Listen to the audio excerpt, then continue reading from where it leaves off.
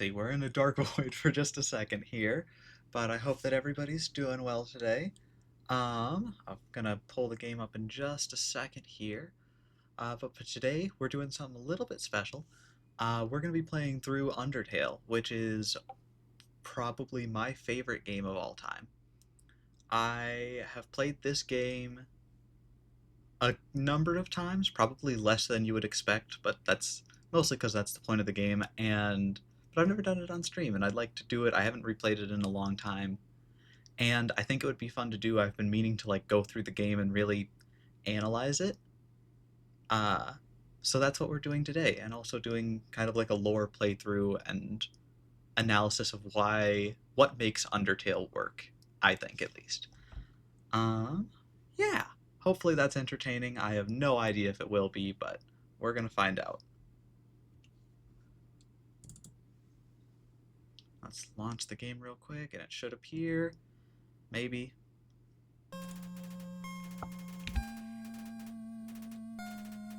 There we go. I don't think it should be too loud, but it might be... I don't know. This game is a tad loud always.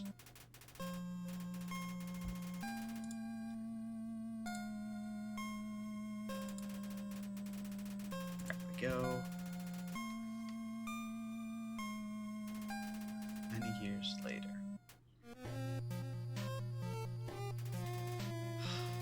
I do truly love this game. Legends say those who climb the mountain never return. I should have been reading this the whole time. It's fine.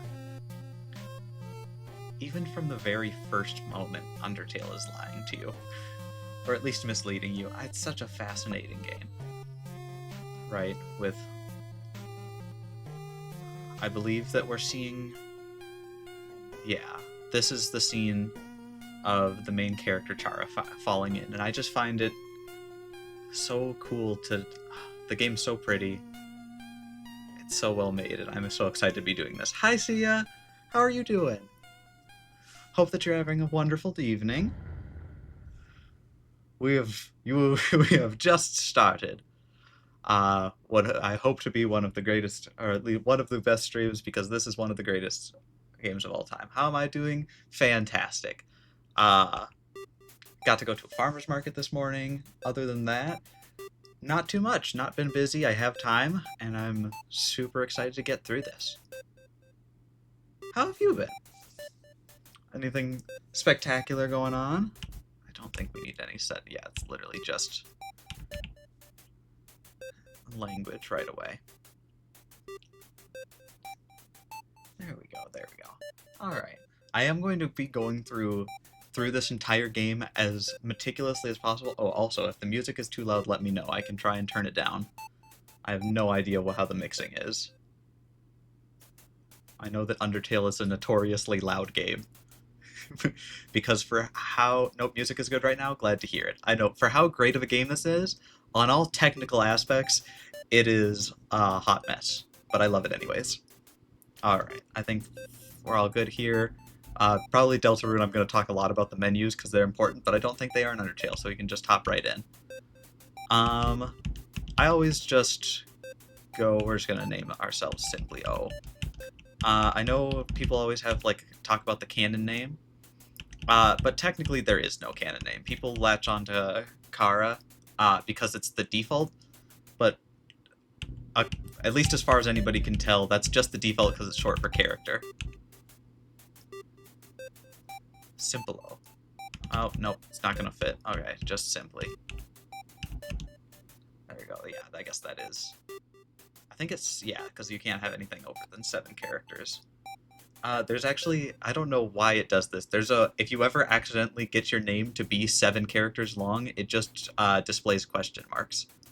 I don't know why. It's because it never can happen. I know, in the code, I think it's if you edit your save file. I've got lots of random tidbits of knowledge about this game. That's going to happen all the time. Alright. Literally, I can't get past the start screen without gushing about this game. I love it so much. Alright, let's get in to this. I'm going to be talking about it the entire time. It'll be great. Alright, so we do get frisk here right away. I don't think, yep. Stats. Stats in this game are so weird. This is another thing, and I'll get more into this when we get into fights, but the stats in this game hardly matter. Most, like, important fights are pre-scripted to, like, overwrite your stats anyways. I don't remember which fights in particular, but, like, most fights in this game are rigged, which I think is very funny. It's just such, like, a non-game for such a great story. I know, right? It's not like it's not all fights, but there are many fights where the game just overwrites your stats. Which just makes it so funny and it makes the balancing a lot easier because you don't have to balance around like different stats or different like attack values or anything because the game just doesn't like during most normal fights of the game it doesn't do that, but it will do it just randomly for like important fights. All right. Howdy, I'm Flowey the. Okay, I'm gonna try and do voices. What do I want to do for Flowey's voice? Howdy, I'm Flowey the Flower. You're new to the underground, aren't ya? Golly, you must be so confused. Someone ought to teach you how things work around here. I guess little old me will have to do. Ready? Here we go. See that heart? That is your soul, the very culmination of your being. Your soul starts off weak, but can go strong if you gain a lot of ulf. I don't know how to pronounce that. As Flowey. What's ulf stand for? Why, love, of course. You want some love, don't you? Don't worry, I'll share some with you. I think we're going to get the extra Flowey dog. What do we want? Because you can either get the extra Flowey dialogue or the normal. We'll just get the normal Flowey dialogue. Down here? No, let's annoy Flowey. He's enough of a jerk that he deserves it. Down here, love is shared through little white friendliness pellets. Are you ready? Move around and get as many as you can. Just immediately pissed off. Hey, buddy, you missed them. Let's try again, okay?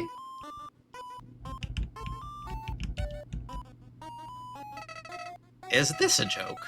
Are you brain dead? Run into the friendliness pellets.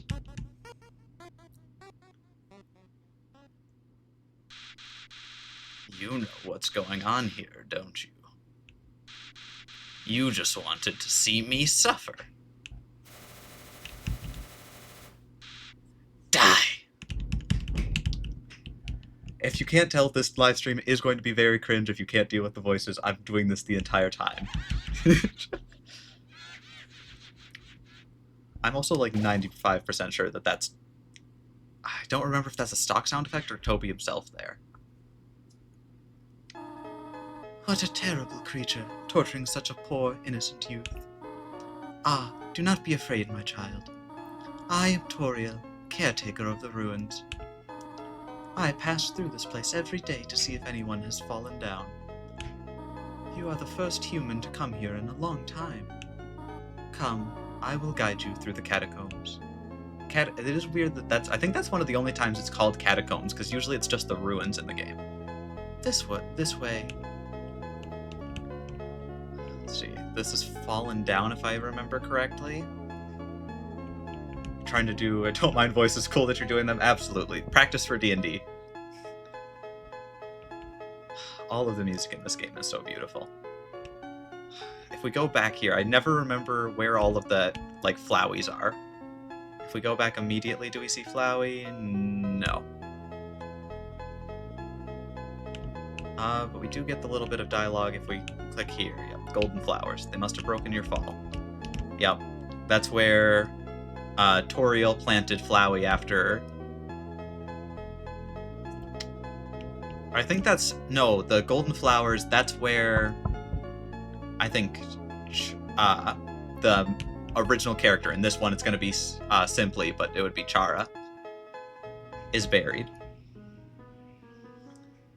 There is one big theory that I'm looking out for, because it's an old theory throughout this game, that the narrator is the original fallen down human, whether that be Chara, whatever you name it so simply in this one.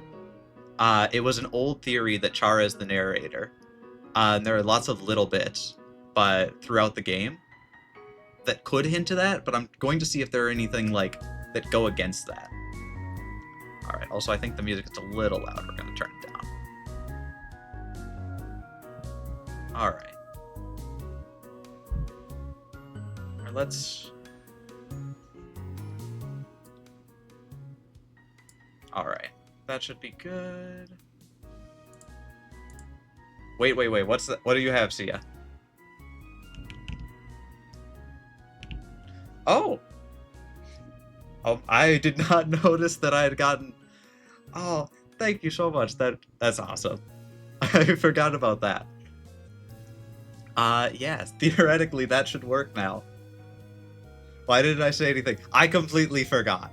It was not on my mind.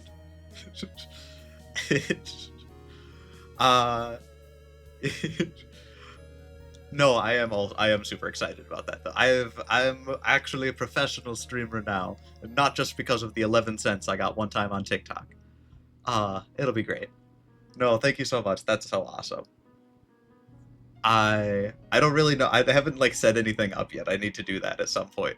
But thank you so much. It means a ton. Alrighty. Now follow you. Shadow of the ruins looms above, filling you with the determination to be fully restored. Perfect.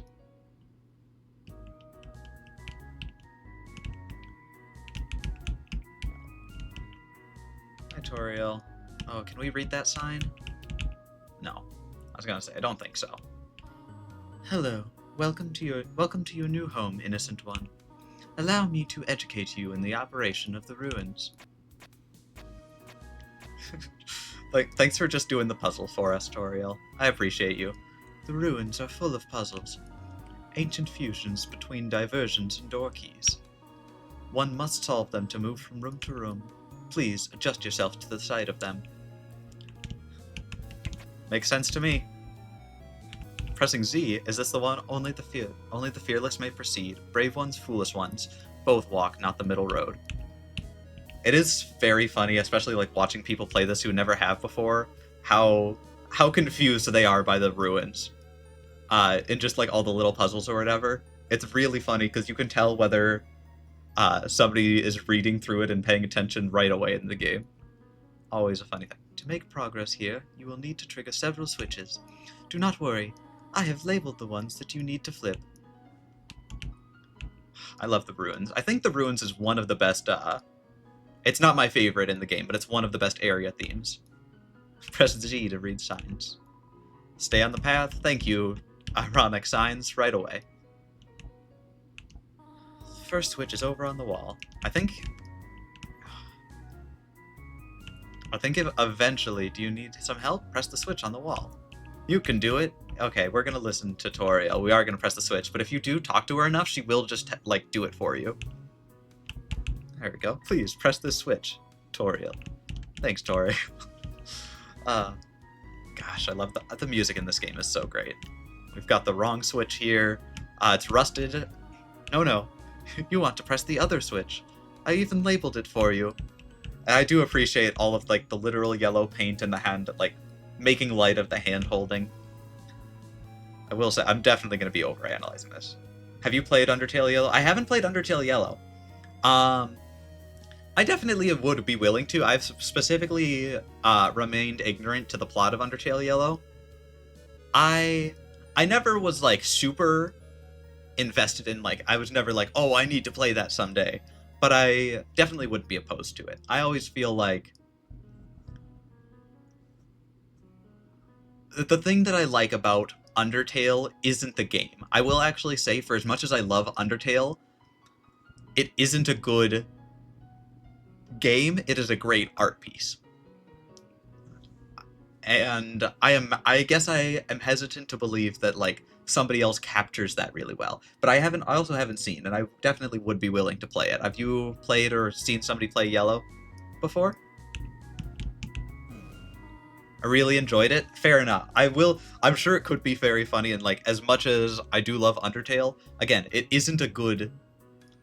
It is good, but it isn't a great gameplay experience. It's a great story, an art piece, and whatever. All of that, all of the above. And I would definitely, and even then, I'm sure that anybody who is like really inspired by this game could do, and with enough talent, especially because clearly everybody loves Undertale Yellow. Clearly they did a good job. So I would definitely be up for playing that at some point.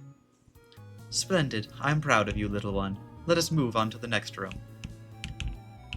Switch doesn't even work. As a human living in the underground, monsters may attack you. You will need to be prepared for this situation. However, worry not. The process is simple. When you encounter a monster, you will enter a fight. While you are in a fight, strike up a friendly conversation. Captures Undertale really well, but it has been a minute since I revisited Undertale, so we'll see. Fair enough. Fair. Stall for time. I will come to resolve the conflict. Practice talking to the dummy. Alright. I think this is the... I don't remember if it was sibling or cousin or what of the ghost... the mad dummy later in the game. Either way, we're gonna follow Toriel's advice here. We're gonna talk to the dummy. It doesn't seem much for conversation.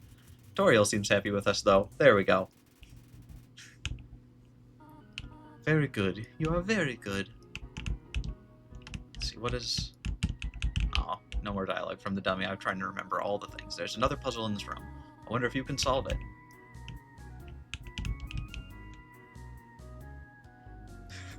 Right. I do like that the game... Like, obviously, we've got the puzzle solution right here for where we need to walk along the spikes. And, like, this could have been a puzzle, but then Toriel is just going to show us the way.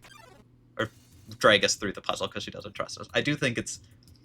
Like, I know in this whole area, like, as the original demo... I have Frogget. Also, Frogget, the fact that Frogget has two faces has always weirded me out. It's got the little face under its legs and its big face on top of it. And I don't think even I think I watched through the live stream. I don't think Toby Fox knows which is the real face. We're gonna give Frogget a compliment. But was flat. Didn't understand what she said, but was flattered anyways. Gosh, I do love the angry Toriel. I love everything about this game. Alright. There we go. Yeah, and we've got like the whole puzzle here, but the fact that like this whole beginning section as like a tutorial, like it was originally the demo, so it's a lot more self-contained than the rest of the game. I think it does a really good job of both setting the tone and getting like being interesting and like showing off the most interesting parts of this game, the things that it does well, without spoiling what's going to happen going forwards. This is the puzzle, but here, take my hand for a moment.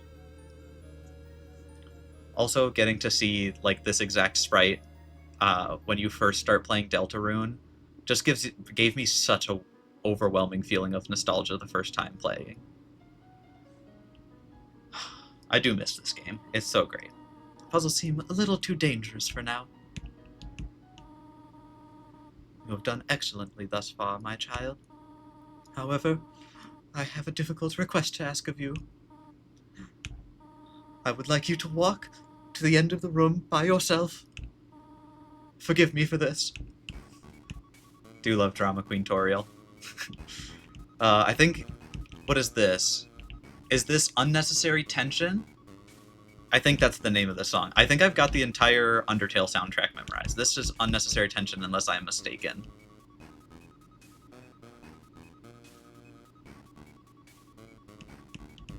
I think this is Unnecessary Tension and not Danger Mystery. I always get those two mixed up.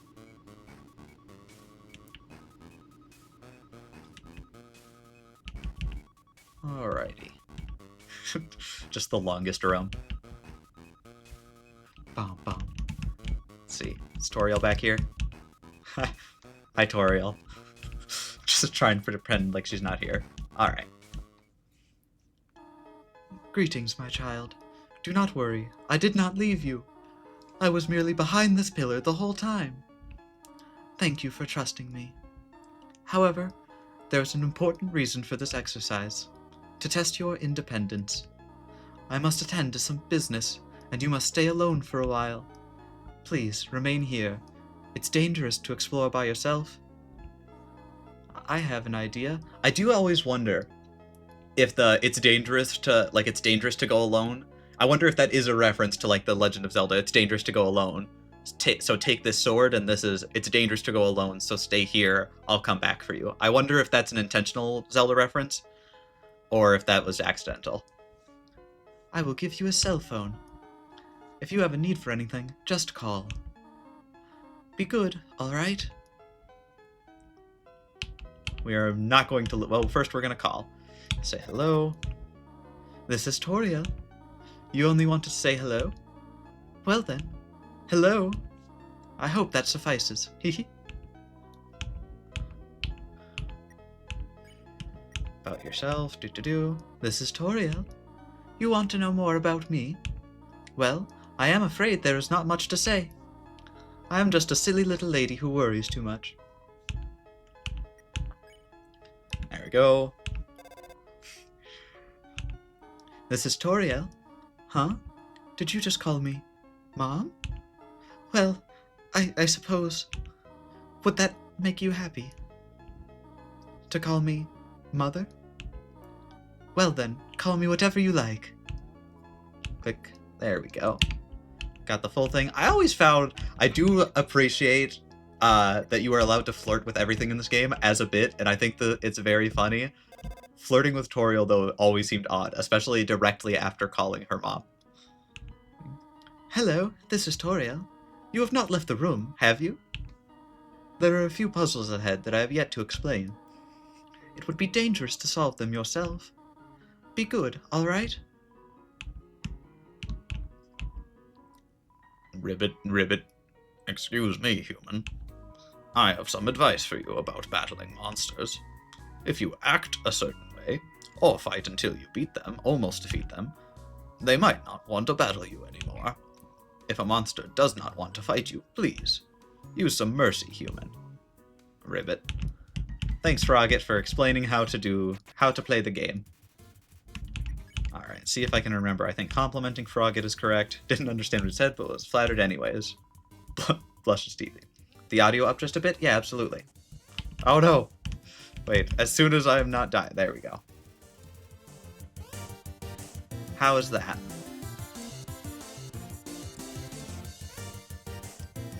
I can't... Feels like a good deal higher. Hopefully that's not too much, though. If it needs to be somewhere in between those two, I can do that, but let me know. There we go. Frogget is reluctant to fight us. Spare. Save here.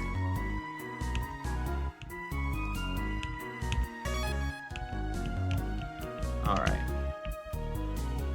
Can you go in between? Absolutely.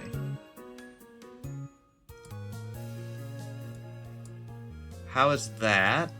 I think that should be a little better. Nice. Perfect. Appreciate the help. I don't have a good way to like listen to it without stopping the whole stream and then pulling it up on a browser. I know the audio mixing, especially because in Undertale you can't change anything.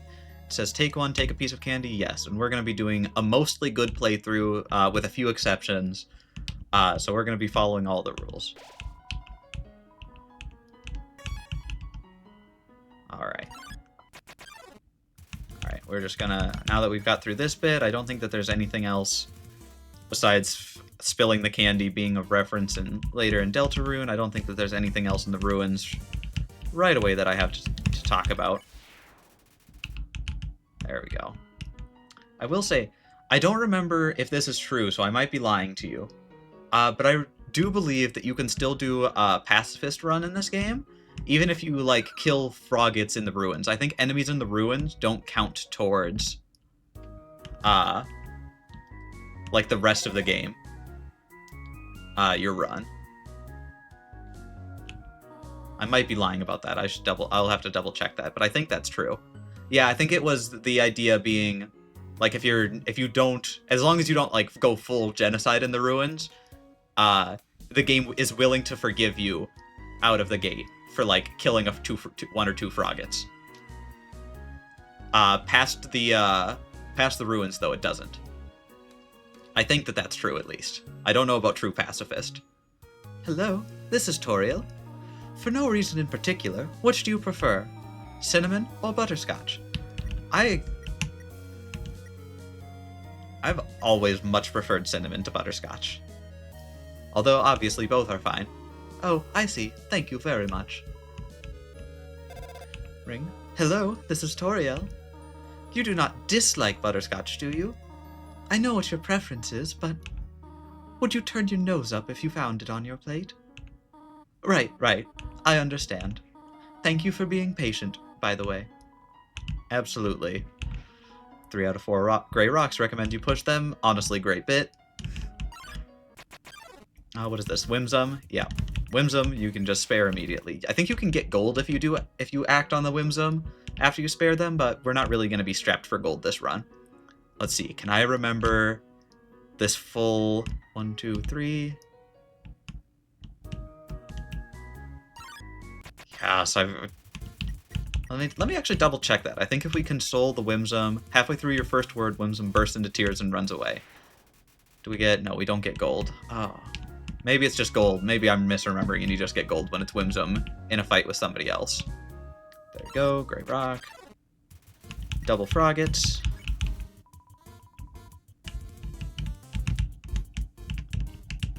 Let's see how long we can be... Let's see how long we can be damageless. I doubt that it's going to be very long, because while I am good at this game, some of the attack patterns, especially early on, are not easily dodged.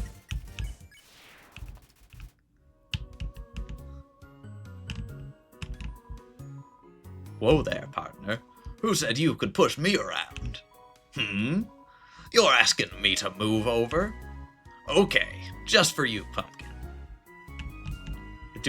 I do love Grey Rock 4 out of 4. Top tier character, for sure. You want me to move some more? Alrighty, how's this? That was the wrong direction. Okay, think I got it. Thanks. Was that helpful? It was. That wasn't, though. Make it into a plushie now.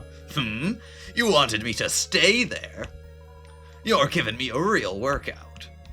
Thanks, Grey Rock number 4. You will be remembered. I also just love the continued cheese. This cheese has been here quite a long time, stuck to the table. Knowing the mouse might one day leave its hole and get the cheese, it fills you with determination. Okay, this is much more of a Deltarune thing, so I'll save that whole talk for Deltarune. But the fact that every save point in the game fills you with determination, I think except for one.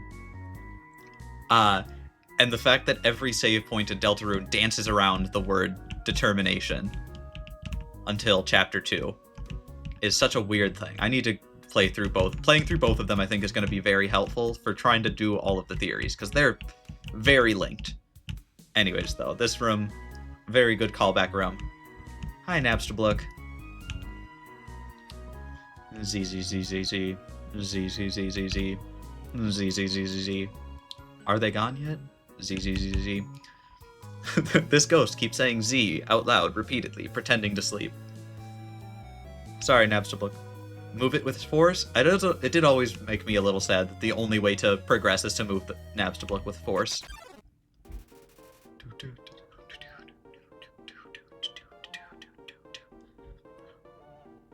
Alright. This is one of the best ones. Alright, definitely flirt with Napstablook. We're flirting with everybody else that we can. I just weigh you down. This attack. That is for no reason one of the hardest attacks to dodge. There we go. Is wishing they weren't here. Napstablook is so sad. There we go. We're gonna cheer Napstablook up. Gave Napstablook a patient smile. Heh. Really not feeling up to it right now, sorry. I think this attack is probably the saddest attack in either game. Because what do you mean the attack is not feeling up to it right now and then just doesn't occur? Just keep being kind, Napstablook.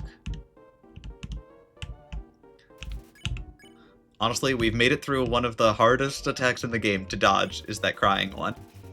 Napstablook wants to show you something. Look as dapper as you please, Napstablook. Let me try. I call it Dapperblook. Do you like it? Eagerly awaits your response. Absolutely, we like Dapperblook. There we go. Oh, gee. I usually come down to the ruins because there's nobody around. But today I met somebody nice. Oh, I'm rambling again. I'll get out of your way. Bye, Blook. We'll see you later. I'm pretty sure, I don't remember if how exactly they're related, whether they were just roommates or not, but I do know that Napstablook and Metaton obviously were either together at some point, I don't remember if they were siblings or died together. I'm gonna have to remember off the top of my head what their relationship exactly was, but it is interesting that they're both ghosts. Spider bake sale, all proceeds go to real spiders. Absolutely. Gold in the web, absolutely. We'll get a spider donut. We'll save that for later. We're not going to be using it on the Muffet fight, because the Muffet fight is fun. Did you miss it? Spider bake sale down to the right. Come eat food made by spiders, for spiders, of spiders. Such an unhinged sign. Then the froggets that I'll teach you how to go. Ribbit, I heard using F4 can make you have a full screen. Already doing that. But what does F4 stand for? 4 frogs? I have only seen a maximum of 3 frogs in this room. This is troubling, to say the least. There we go, and then this is the frogget that tells you how to spare Toriel. I do appreciate that the game gives you hints how to spare Toriel, but doesn't say it outright, and it makes it very easy to accidentally kill Toriel your first time playing. And I think this frogget here, I have heard you are quite merciful for a human. Surely you know by now a monster wears a yellow name when you can spare it. What do you think of that? Very helpful. It is rather helpful. Remember, sparing is just saying you won't fight. Maybe one day you'll have to do it, even if their name isn't yellow. I do appreciate that there is a hint on how to get past Toriel, but that's the only one, so that most people, especially going through the demo and it's meant to be kind of a self-contained thing, will end up accidentally killing Toriel and then resetting. Or at least not saving and then immediately reloading. Hello? I just realized that it has been a while since I have cleaned up. I was not expecting to have company so soon. There are probably a lot of things lying about here and there. You can pick them up, but do not carry more than you need. Someday you might see something you really like. You will want to leave room in your pockets for that. I will say, the inventory management in this game, not very good. Again, a lot of the systems are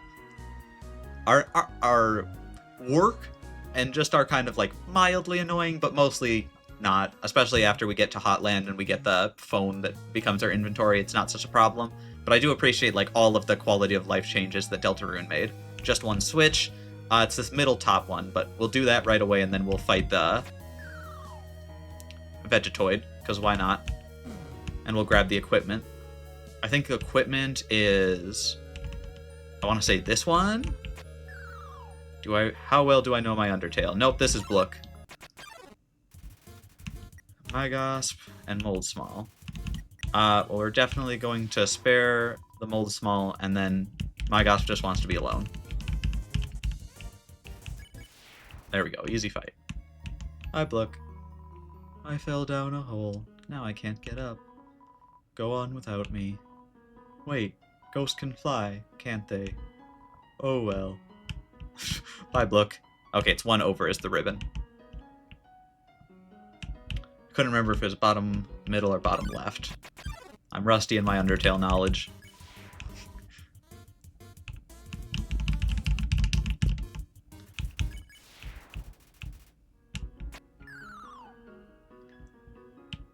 There we go.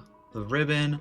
I'm trying to remember because I know that all of the items in the game all have to do with the humans who fell down before you. I'm trying to remember like what the sets are of each, because obviously Frisk we've got what are our items? We've got the stick and the bandage are our like basic items, and Frisk is kind of just doesn't have basic items. But we've got now the faded ribbon. Equip the ribbon. I do also appreciate that the band-aid is also a healing item. I always thought that was very funny. Vegetoid. Let's see, dinner. I think that's if dinner is the right one. You pat your stomach. Vegetoid offers a healthy meal. Eat your greens. There we go. Easy fight. One. There we go. I don't think there's any purpose to going down the other two. Alright, before we leave, yeah.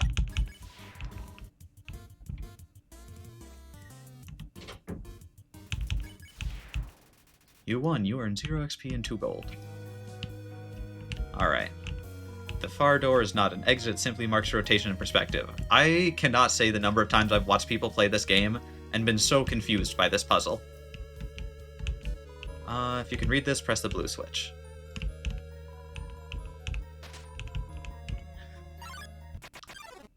I will say, though, one of the things that I like about I'm a victim of this puzzle, it isn't an easy puzzle, like, if you're to, like, understand or, like, get that the whole room's rotating.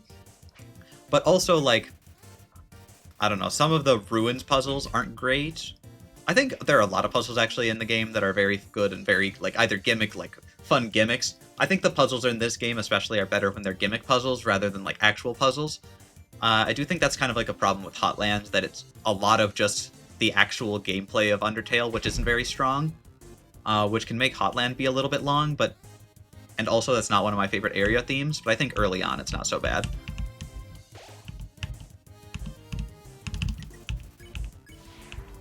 There we go.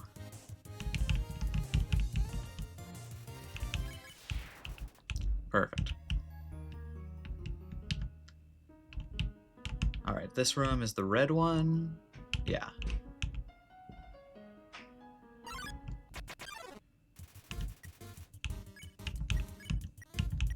There we go. Keep doing the fights. Let's see. Oh no, I missed it.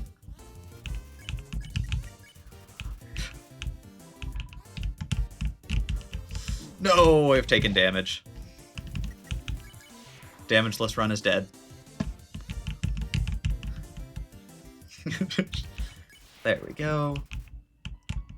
Yeah, this one's the red one. Alright.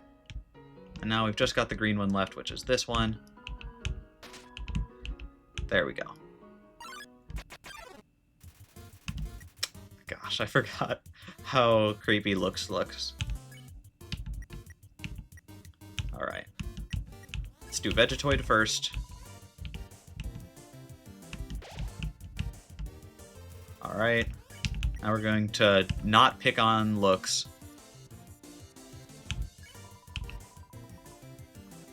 We do want to pick on astigmatism later in the game. There we go. We spare those two. My gosh was free. Rip, yeah. Couldn't do it.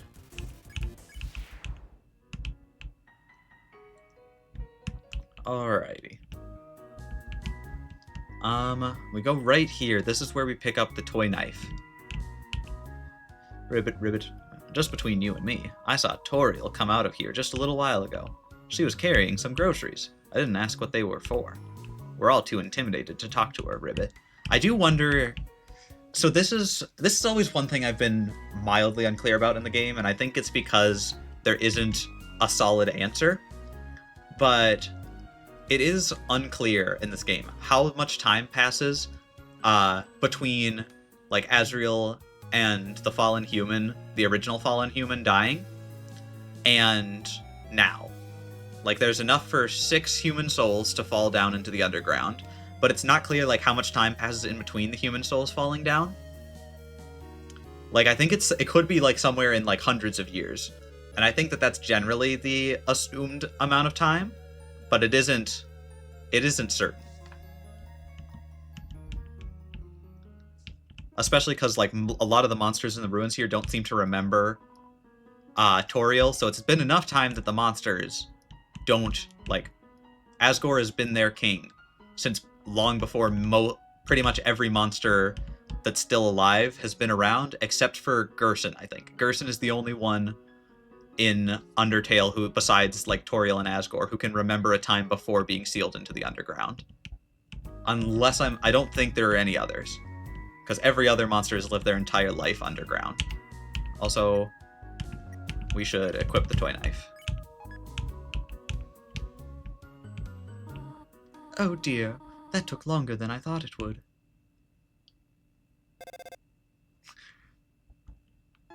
How did you get here, my child? Are you hurt? Oh, not a scratch. Impressive. But still, I should not have left you alone for so long. It was irresponsible to try to surprise you like this. Well, I suppose I cannot hide it any longer. Come, small one. Alright, save point. Seeing such a cute, tidy house in the ruins gives you determination. We've got home here.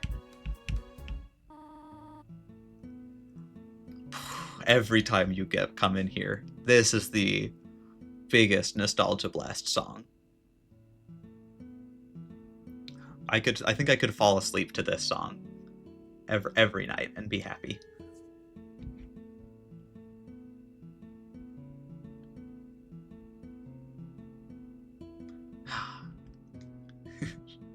Do you smell that? Surprise! It is a butterscotch cinnamon pie. I thought we might celebrate your arrival. I want you to have a nice time living here, so I will hold off on snail pie for tonight. Here, I have another surprise for you. Absolutely. We're gonna come check out everything after going to the bed. This is it. A room of your own. I hope you like it. Is something burning? Make yourself at home. Absolutely. This room, look at these cool toys. They don't interest you at all. Okay, so now this house is one of the main things where we're going to start talking about the narrator being the original fallen human. I don't know if I think as far as the theory goes, it's when you fall down onto that original bed of flowers, because in the genocide route, this is what happens. You fall into the bed of flowers, and then you pick up like the remnants of the fallen human soul, so that by the end of the run, they can take over. In the pacifist run, there's also the interpretation that we're just gonna call the fallen human. We'll call him simply for this, but Kara, or Kara, yeah, Kara, because character. Kara. The idea is that it's still merged and that Kara's the narrator, because obviously, look at these cool toys. They don't interest you at all. Like, this is all a lot of Kara's stuff. Let's see. An empty photo frame. It's really dusty. There we go. Because obviously, in the genocide route, Kara is the narrator sometimes, for certain, during the red dialogue. But I do like the interpretation. That Kara is the narrator throughout the game, even in the pacifist run. I think that's a lot more positive of a look on it, and that means that Kara's... I think it puts more... I like it for two reasons. One, I like Kara. I want... whatever. There's a whole thing of I want to have every character in this game have a happy ending. But there's also the fact that I think that if Kara's the narrator no matter what, and they're only evil if you are, that kind of puts more weight on your evil playthroughs, which I like. But again, I'm not sure how much weight it holds. We'll have to look throughout this. We found a slice of butterscotch cinnamon pie. So one of the weird things about this, so you have seen this type of plant before, but do not know its name. So this is one of the key bits of dialogue, because this thing, you've seen this type of plant before, but don't know its name. You don't know what this plant is called. But eventually we'll come back to that in a minute. Okay, first, It's you. One of the unobvious setup for one of the most devastating lines in the game. Yeah, we don't know what type of plant that is. And then room under renovations, obviously that would be Asgore's room. Right. Ah, the cactus, truly the most tsundere of plants. Just a regular old bucket of snails. Tutorial's diary, read the circled passage. Absolutely. Why did the skeleton want a friend? Because she was feeling bonely. The rest of the page is filled with jokes of a similar caliber. Toriel's small chair. Its name is Chariel. Gotta love Chariel. Definitely bigger than a twin-sized bed. It's an encyclopedia of subterranean plants. You open to the middle.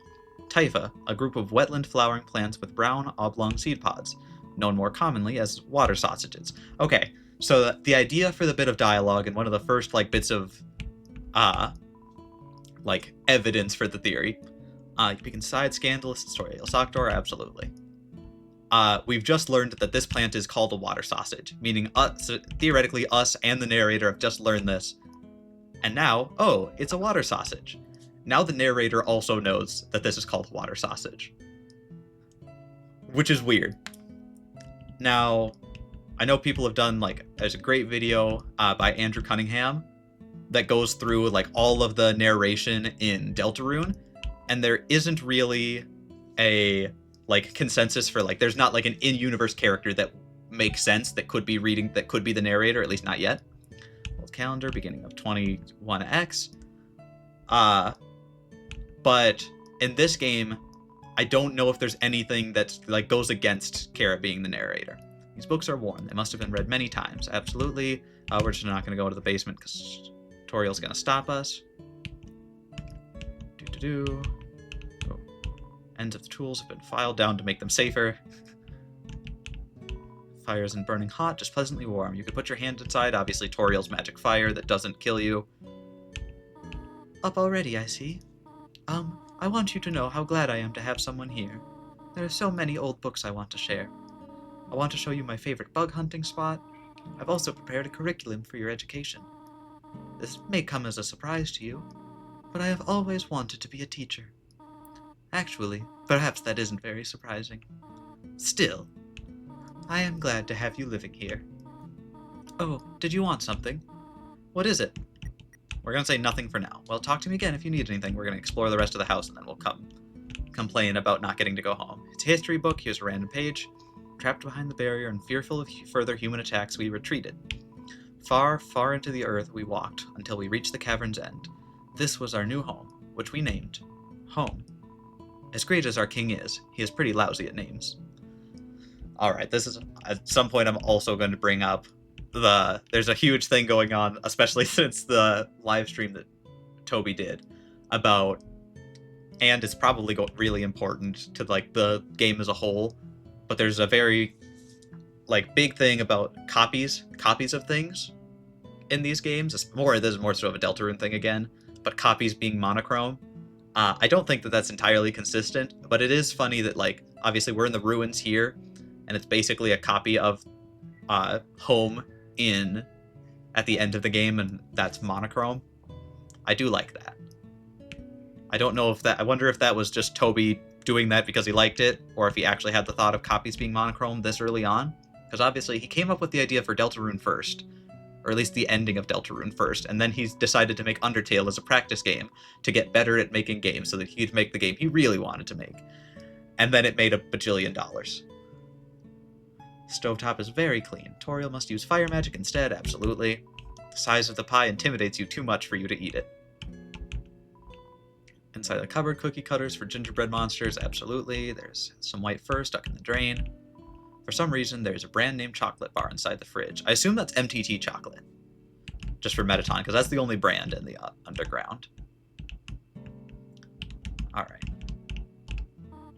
Oh, hello. Did you want to hear about the book I am reading? It is called 72 Uses for Snails. How about it? Oh, we have to... How to exit the ruins.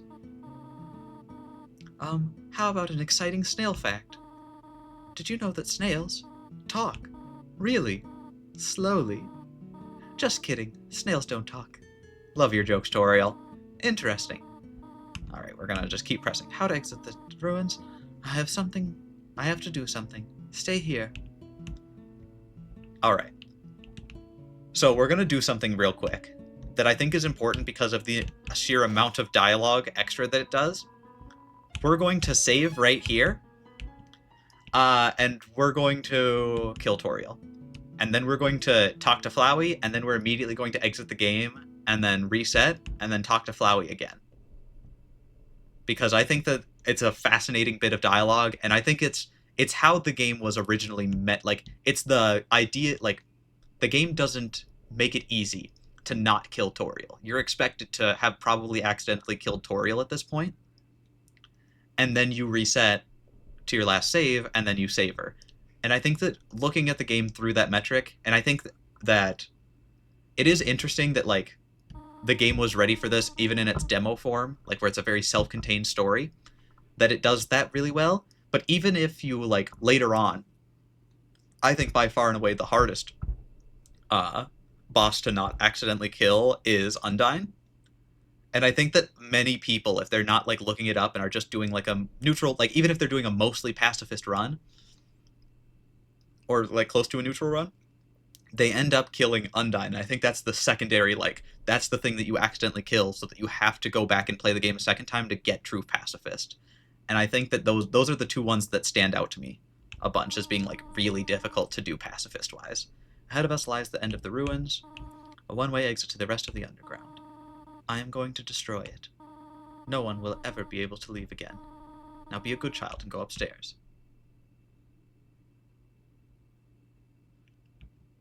There we go. Every human that falls down here meets the same fate. I have seen it again and again. They come, they leave, they die. You naive child, if you leave the ruins, they, Asgore, will kill you. I am only protecting you. Do you understand? Go to your room. I do appreciate, like, the complete lack of music, except for the occasional, like, sound effect in the background. Do not try to stop me. This is your final warning. Nope, we're just gonna keep continuing along. You want to leave so badly? You are just like the others. There is only one solution to this. Prove yourself. Prove to me you are strong enough to survive.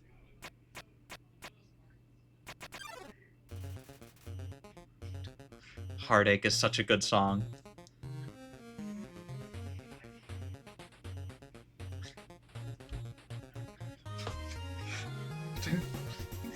There we go. Had to go along to the beach just a little bit. All right. So we are going to be killing Toriel, getting the dialogue from Flowey, and then going back and resetting and unkilling Toriel, because I think that that is the most interesting way to do it. Let's do this. Ooh, rusty.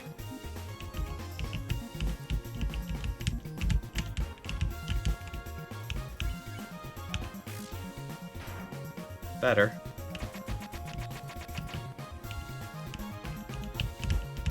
Oh, got hit by it on the back.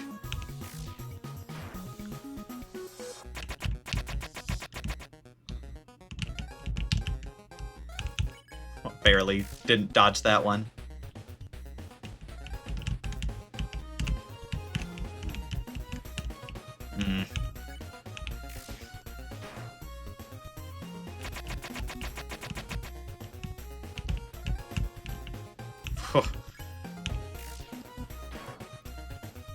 Gaming, absolutely. Almost. Oh, that was just a misclick.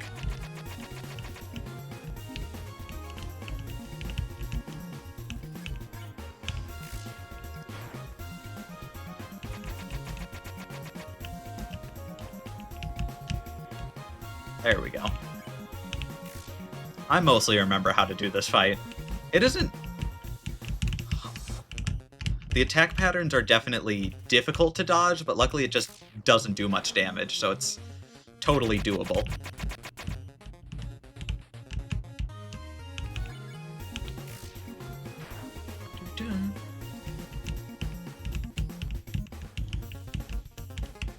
There we go. I forgot how to do that middle one. That's how you do it. Getting all the rust off before we get to the hard fights.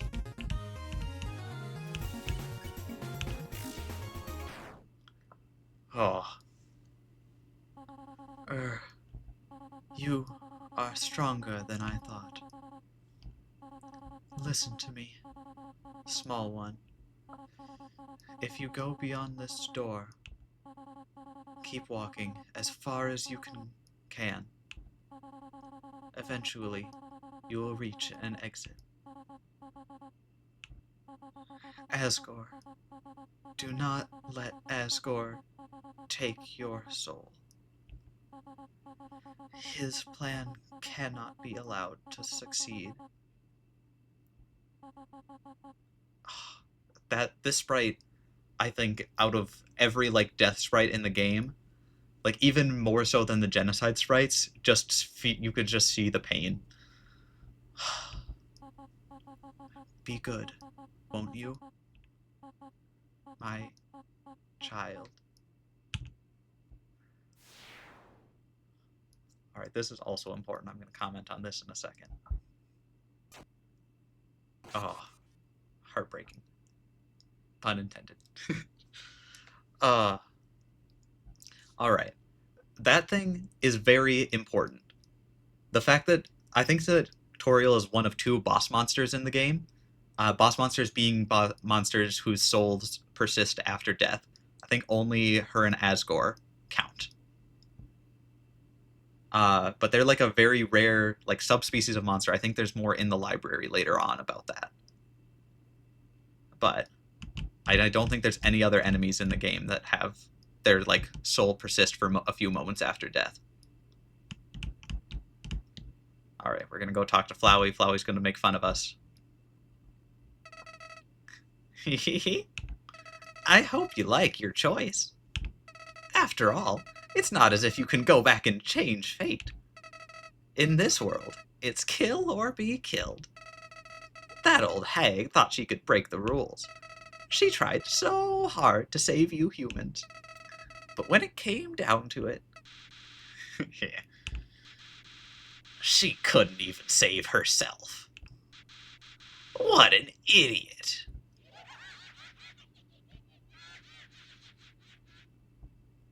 Thanks, Flowey.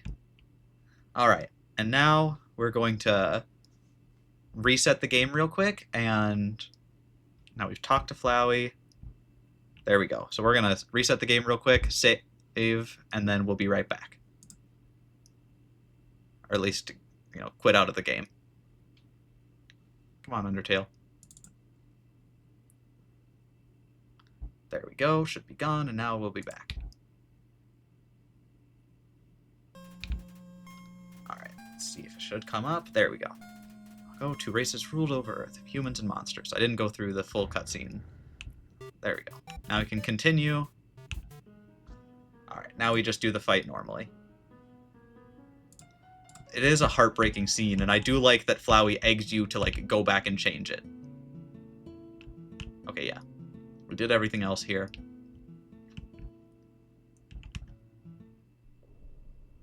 Alright, we're just gonna skip through the dialogue this time.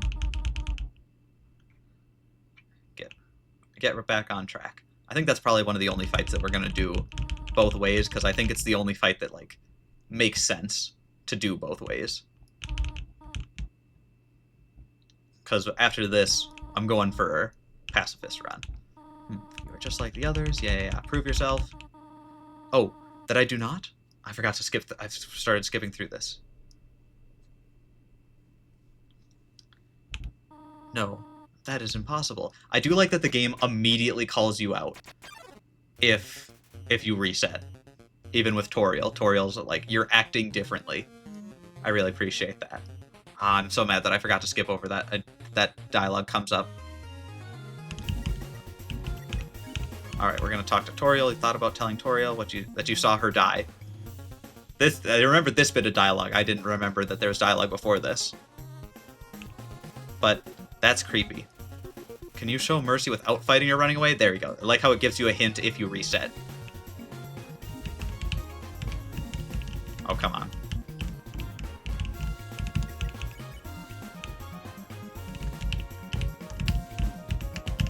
gosh, I'm doing so much worse this time. Exactly. That's why I wanted to kill Toriel once, just to, like, go through. There's actually, even on, like, the normal route, if you played the game once and then you reset, if you do, like, a neutral route and then reset the full game to do a true pacifist route, there's, like, a ton of extra dialogue throughout the game.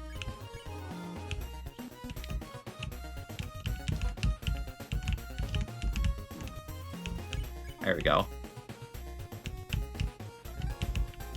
I'm not worried too much about taking damage at this point.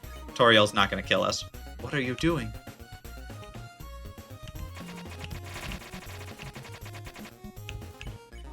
Attack or run away.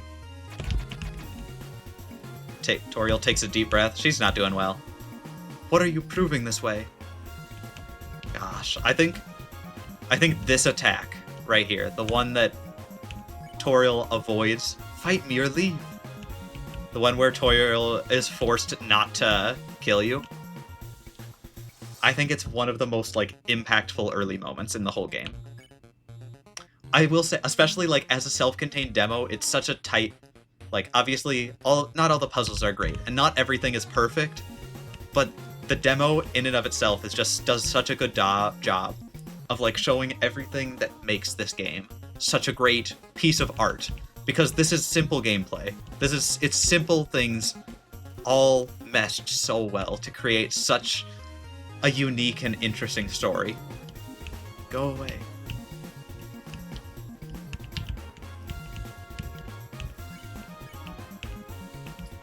Yeah. I will say, I think I took way too much damage too early. Now the whole rest of the fight is just Toriel refusing to fight us. So a tad boring, but we do it anyways. I know you want to go home, but please, go upstairs now. I promise I will take good care of you here. I will say, this part always also makes me just want to go live with Toriel. Toriel seems great. Why can't we just live here? I know that we're going to get a happy ending at the end of this, but, like, I want to just stay with Toriel. I know we do not have much, but we can have a good life here. Why are you making this so difficult? Please, go upstairs. I will say, most of the sprites for Toriel are great. This one always just makes me laugh, because it's just so sad. Pathetic, is it not? I cannot save even a single child. That's one of the most heart-wrenching lines, because you know that she did this for all 6 of the children who came down here. And, like, that line always gets me.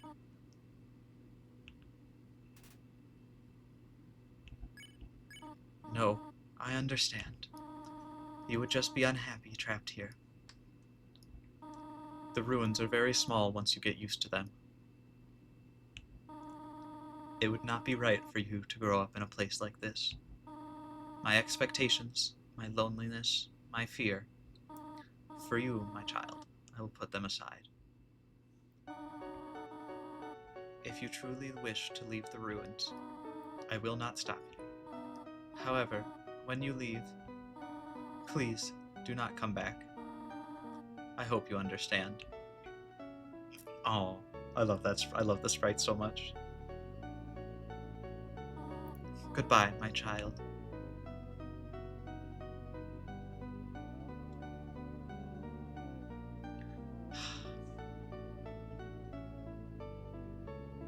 Alright, but we know where we're going.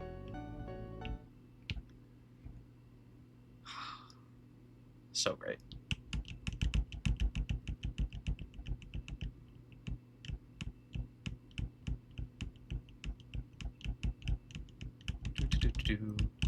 Alright, so we'll get to the end of here. Clever. Very clever. You think you're really smart, don't you? In this world, it's kill or be killed. So you were able to play by your own rules. You spared the life of a single person. Hee hee hee. But don't act so cocky. I know what you did. You murdered her. And then you went back because you regretted it. You naive idiot. Do you think you are the only one with that power? The power to reshape the world purely by your own determination? The ability to play God? The ability to save? I thought I was the only one with that power, but I can't save anymore. Apparently, your desires for this world override mine. Well, well. Enjoy that power while you can. I'll be watching.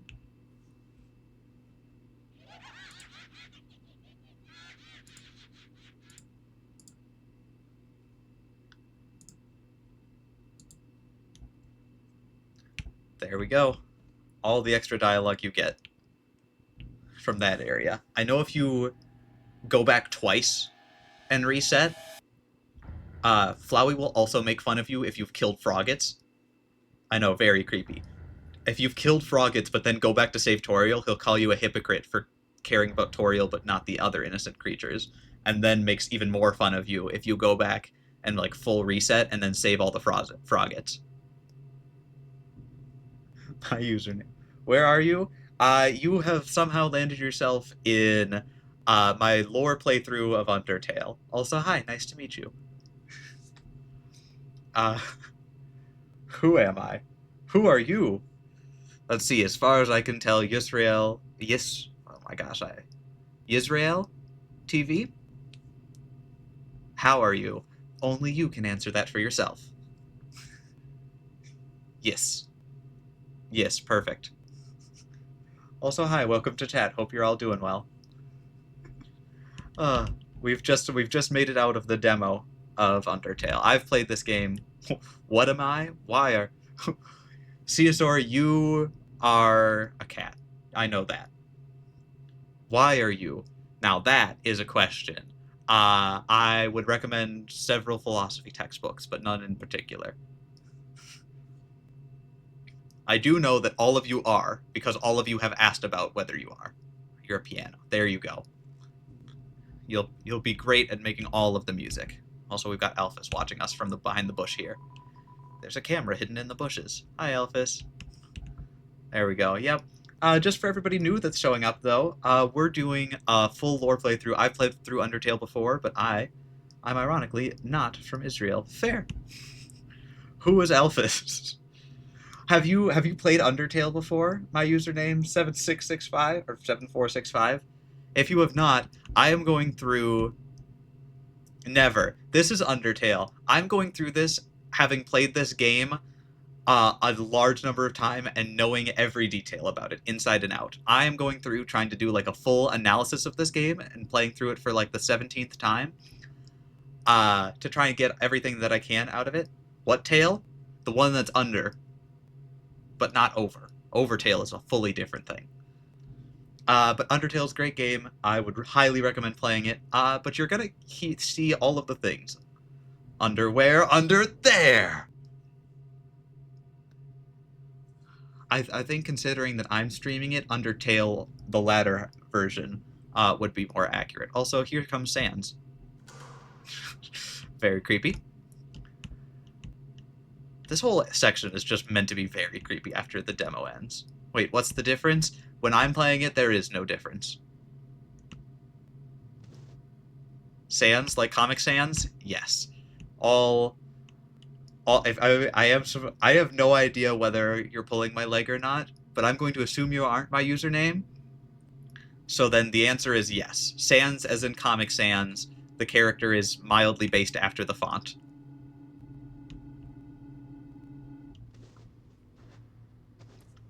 There we go. We get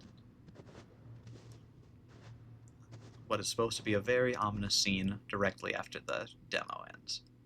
You know who Sans is. Exactly. I was going to say, like, I'm pretty sure you know who Sans is. You clicked on the stream. Human. Don't you know how to greet a new pal? Turn around and shake my hand.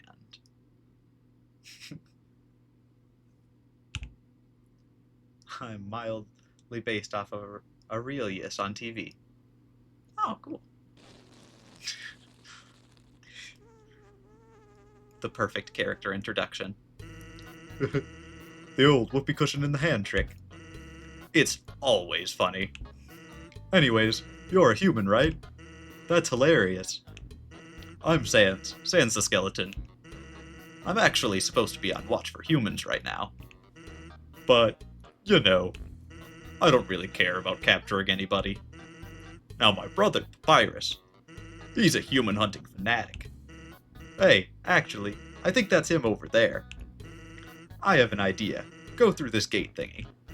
Yeah, go right through. My bro made the bars too wide to stop anyone.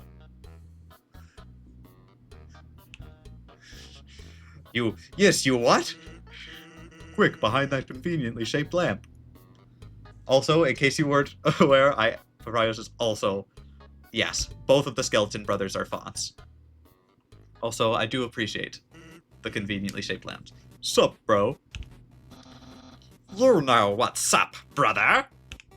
It's been 8 days and you still haven't recalibrated your puzzles. You just hang around outside your station. What are you even doing? Staring at this lamp. It's really cool. You wanna look? No, I don't have time for that. What if a human comes through here? I want to be ready.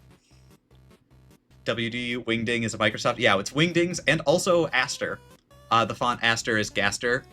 It's he's based off of 2 fonts. WD for Wingdings, Gaster for Aster. That was a whole thing about that being the connection. If you in the genocide route when you're fighting Sans, the like font that his Z's come out as is not Comic Sans but Aster font, which was a whole thing that Sans is definitely connected to Gaster somehow. I remember that back when yeah. Gaster what? That's gonna come up much later, my username. But for now, we're going to say that is something for another time. I want to be ready. I will be the one. I must be the one. I will capture a human.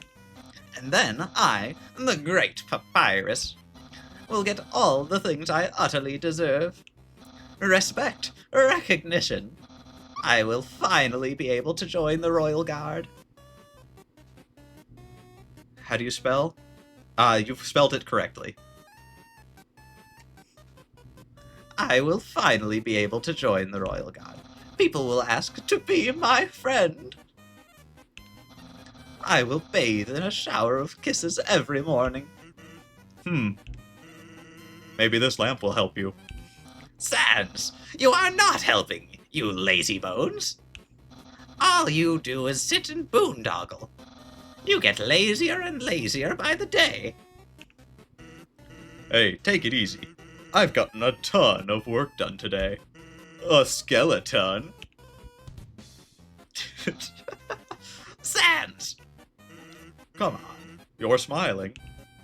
I am, and I hate it. Why does someone as great as me have to do so much to get some recognition? Wow, sounds like you're really working yourself. Down to the bone. Need to rewind all the way back to the tutorial? I will be posting stream VODs later. It'll both be up on Twitch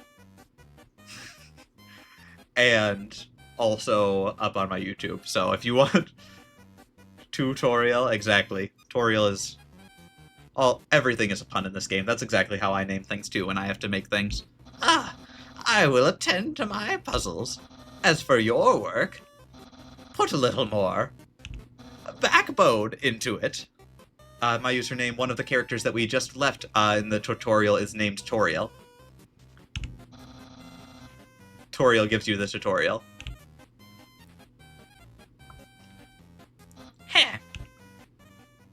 Here. Nothing. Everything's a pun. Here, to quickly catch you up, because you haven't seen Undertale before, I'm gonna quickly catch you up to speed on what happens in the tutorial. We fall down into the Underrealm, and we fall into Undertale. We get attacked by a flower. The flower is evil. We get saved by Toriel. Toriel is a goat lady. Toriel helps us go through the ruins. We solve some puzzles. We spare a bunch of monsters. Then we get to the end of the place. Toriel decides to take care of us, but we still want to move on through the rest of the underground and try and make it back to the surface. That's what we're trying to do now. Along the way, I did the run specifically because I know all the things where it is very difficult to beat Toriel without killing her. So I did one run quickly where I killed Toriel, and then I immediately reset to save Toriel from being killed, and then the game judged me harshly for it. This whole game is a fever dream? Yes, specifically Toby Fox's fever dream. So now you're basically caught up on what's happening. It's great. Alright, Sans. You ought to get going. He might come back, and if he does, you'll have to sit through more of my hilarious jokes. What's the holdup? Look, there's nothing to be afraid of. It's just a dark cavern filled with skeletons and horrible monsters. Well, you ought to get going. He might come back. Okay, yeah, we're looping now. Conveniently shaped lamp that happens to be just like us, and then we've got the hot dog stand here that's going to come up later. It's some sort of checkpoint or sentry station, but there are bottles of ketchup, mustard, and relish sitting inside. Because Sans also runs a hot dog stand later in the game. References. Actually, hey, hate to bother ya, but can you do me a favor? I was thinking, my brother's been kinda down lately. He's never seen a human before, and seeing you just might make his day. Don't worry, he's not dangerous, even if he tries to be. Thanks a million. I'll be up ahead. Love that Sans always leaves from the wrong direction. Sans always leaves from the direct. I had a dream today where I was playing football and Sans just comes out of nowhere and breaks my neck. I think that might be more akin to a nightmare. But I'm not going to judge if you think that was a dream. The convenience of that lamp still fills you with determination. Truly. Alright, if we walk up, I'm going to take a second. Drink water. There we go. I should drink water at some point, but I'm not going to now. Breathe air. That one I am doing. Alright, I didn't check the fun value, so I don't know what we've got there. It's a fishing rod affixed to the ground. Reel it in. Yes. All that's attached to the end is a photo of a weird-looking monster. Call me. Here's my number. Decide not to call him. You can't stop me. Also, I guess we should try and call Toriel. I don't think she'll pick up. Nobody picked up, yeah. Alright, we've got the chest system. Use the box. We're going to take the tough glove because it's better. We're going to put the stick in here. We're going to put the butterscotch pie in here because we're not using those early. Again, we're not going to save the spider donut till later. Wonder who the Call Me monster is? I know that it comes up. I know it's somebody who's like, there's plenty of fish in the sea, and then somebody says, like, there's plenty of fish in the sea. And so I put my number on a fishing rod. So some random monster says that later on. Alright, Snowdrake flutters forth. Okay, we're not going to laugh. We're going to take it. I remember this is one of the weird fights. Snowdrake wants to tell a joke, and then we laugh at the joke. If we laugh before the joke, he gets mad at us. So we're just going to check him for a turn. 12 attack, 7 defense. The stats in this game are still nonsense. This teen comedian fights to keep a captive audience. My favorite ice cereals? Frosted. Oh. Alright, now we're gonna laugh at his joke. You laugh at Snowdrake's pun. See? Laughs. Dad was wrong. What are you typing in there? My chat has already become wingdings. Wingdings. That's what it's called. There we go. Spare Snowdrake. That's actually just a quick thing. That first Snowdrake that you fight is actually a set encounter. It's always your first encounter in the snow biome, and it's also a unique encounter. You can never encounter you can encounter other Snowdrakes, but you will never encounter the teen comedian Snowdrake again. It's always like that one specifically is a specific person who you can only encounter once. So, as I was saying about Undyne,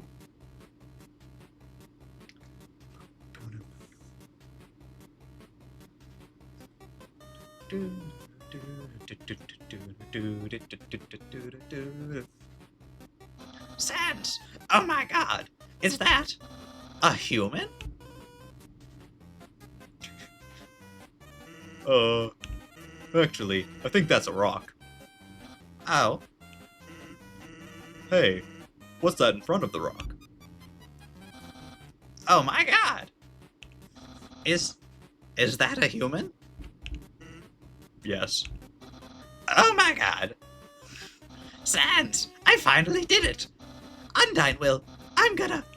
I'll be so popular, popular, popular. Ahem. Human, you shall not pass this area. I, the great papyrus, will stop you. I will then capture you. You will be delivered to the capital. Then, I'm not sure what. In any case, continue, only if you dare. Yeah. Well, that went well. Don't sweat it, kid. I'll keep an eye socket out for you.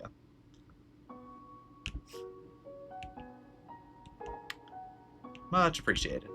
There's some narration on this cardboard box. You observe the well-crafted sentry station. Who could have built this, you ponder? I bet it was that very famous royal guardsman. Note, not yet a very famous royal guardsman. Skeletons don't have eye sockets?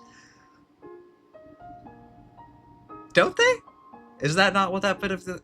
is the eye socket not technically the bone? I'm willing to believe you. Ice Cat steps into view. See, I think we've got to ignore Ice Cap. You managed to tear your eyes away from Ice Cap's hat. It looks annoyed. Hello, my hat's up here.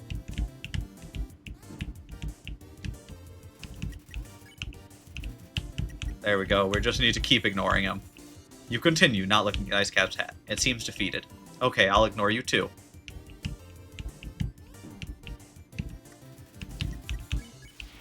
There we go. Took a bunch of damage there for no reason.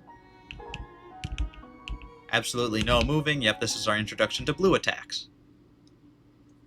Fire hat. No, you can't look at the hat. You're stuck in that battle forever if you look at the hat. Don't do it. I can only see moving things. If something was moving, for example, a human, I'll make sure it never moves again. Hi, doggo. Blue attacks. Yes, so this is a new mechanic. We're going to check Doggo for a second. He's excited by movement. Hobbies include squirrels. Don't move an inch. We just have to not move, and then we're not hit by blue attacks. Very easy. This is the tutorial for that if you didn't know. Now that we're not moving, we can pet the dog because he can't see us. What? I've been pet. Pot, pet, pot, pet, pet, pot. Pat, pot. Guns? No, that's not till one of the final bosses. Something pet me. Something that isn't moving. I'm gonna need dog treats for this. Hello? Is nobody there? No. Okay, bye, dog. Don't worry about it. It'll come up later, maybe. Someone's been smoking dog treats. I'd love the comedy in this game. Hi, Sans, once again. Hey, here's something important to remember. My brother has a very special attack. Guns is a part of the game. Very briefly and very technically.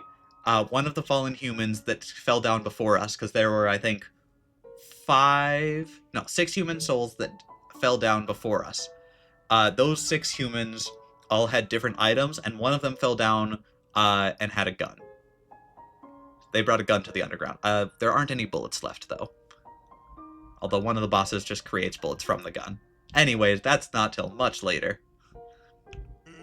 If you see a blue attack, don't move and it won't hurt you. Here's an easy way to keep it in mind. Imagine a stop sign. When you see a stop sign, you stop, right? How deep does the lore go? I am doing a full series of streams going into every bit of minutia of this game. It goes all the way. I will explain lots of things as they come up. Explaining it all at once would be impossible. Unless I do it in like a video format where I like script everything, which I hopefully will do at some point. Stop signs are red, so imagine a blue stop sign instead. Simple, right? When fighting, think about blue stop signs. I appreciate that that's in yellow dialogue. Sans, never change. Blue stop signs, yep. Got ice here. Alright, let's read the sign and then go up. North, ice, south, ice, west, ice, east, Snowden Town. And ice. All the way to the underground? Absolutely. Snowman. Perchance. Hello, I am a snowman. I want to see the world, but I cannot move. If you would be so kind, traveler, please, take a piece of me, bring it very far away. Thank you, and good luck. You got the snowman piece. I am keeping the snowman piece. How am I doing? By I mean the piece of me I gave you. We are keeping the snowman piece in our inventory for the rest of the game. We are not using it. It is a healing item, but I like bringing the snowman piece throughout the game. You're so lazy. You were napping all night. I think that's cold. Sleeping. Excuses, excuses. Oh ho, the human arrives. In order to stop you, my brother and I have created some puzzles.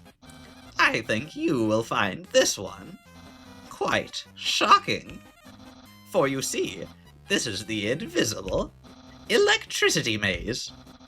When you touch the walls of the maze, this orb will administer a hearty zap. Sound like fun?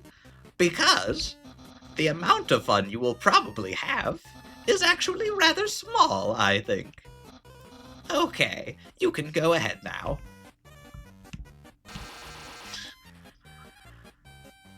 They both are so smart, yet so dumb. Indeed. I will say Papyrus is definitely more dumb than smart. But we love him anyways. Sans, what did you do? I Think the human has to hold the orb. Oh, okay. I love all of the puzzles with the Skeleton Brothers. Hold this, please.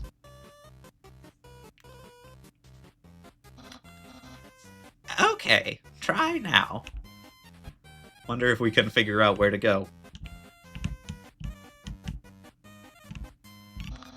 Incredible! You slippery snail! You solved it so easily. Too easily. However, the next puzzle will not be so easy. It is designed by my brother Sans. You will surely be confounded. I know I am.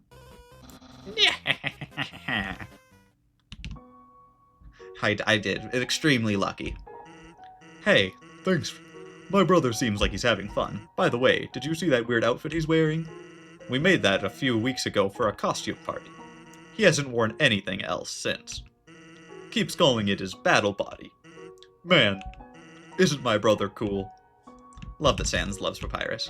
Hey, thanks. My brother seems like... By the way, okay, yeah. Same dialogue. Ice cream guy, we're gonna get some ice cream. Don't understand why these aren't selling. It's the perfect weather for something cold. Oh, a customer. Hello, would you like some ice cream? It's a frozen treat that warms your heart. Wonder what pre-battle body Papyrus was? I just always imagined he had the, because when you go on a date with him, he's wearing... Oh, one quick second. Be right back.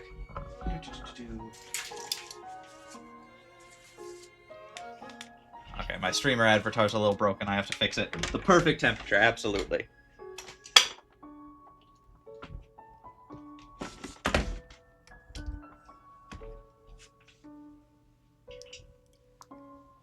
Alright. Let's see. Is it calibrated correctly still?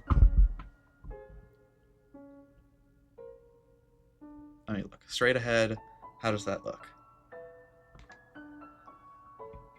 Okay, yeah, everything's good. Yeah, we'll get some ice cream.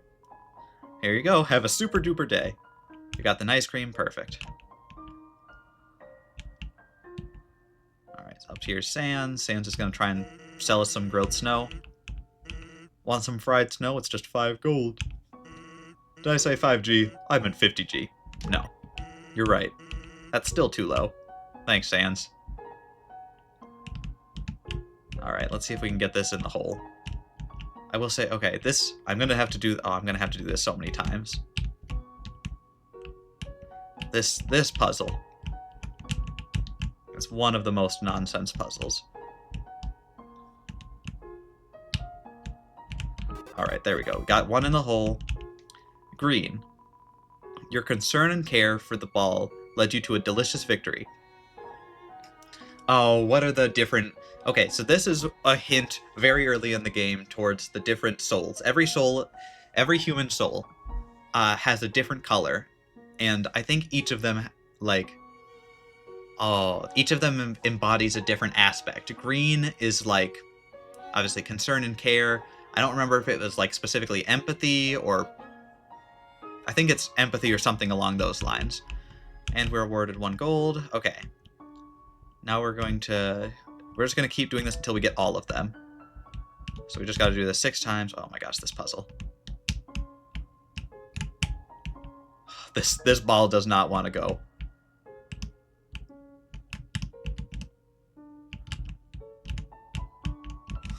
This is the hardest part of the game.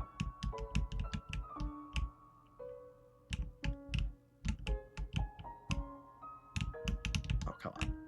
There we go. Okay. It's purple. Even when you felt trapped, you took notes and achieved the end of ball. I think purple is patience, or 2 gold. This is the original... this minigame is just very odd to, like... I wonder why this minigame, like, gives you a hint towards all the human souls and their, like, things that they embody. Oh, come on, go in the hole. Go to your home! Blue. Hopping and twirling, your original style pulled you through. Oh, what is blue? I don't remember what blue is. I know that blue, every human also has, because life is ball, absolutely. Every color also has a, is attached to one of the humans that fell. They embody a specific aspect, and they've got a specific items that are scattered around the world for, like, what were their items. So blue is the ballerina, so we'll get the ballerina shoes and the... Oh, I think the tutu. I forgot blue too. Here, I'll look those up in just a second, so I can at least say. But... yeah, you shot the ball. Basically. I think yellow is bravery. That one I remember. Or courage or something like that. Oh, come on, I've done this. No, the ball! I put the ball in the worst spot. The ice got me. Alright. Hopefully this is riveting gameplay. Look, I'm getting better at it. Nope, I immediately failed then. There we go. Yellow. Your surefire accuracy put an end to the mayhem of ball. Oh my god, we shot the ball. That's literally... you called it.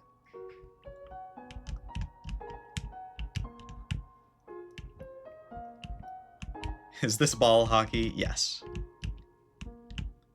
It's only sometimes on ice, though. Oh, come on. Come on, come on, come on. The ball's... No, the ball's... No! There we go. Purple. Even when you felt trapped, you took notes and... Okay, achieve the end of ball. Wait, now aren't we looping? What are we missing?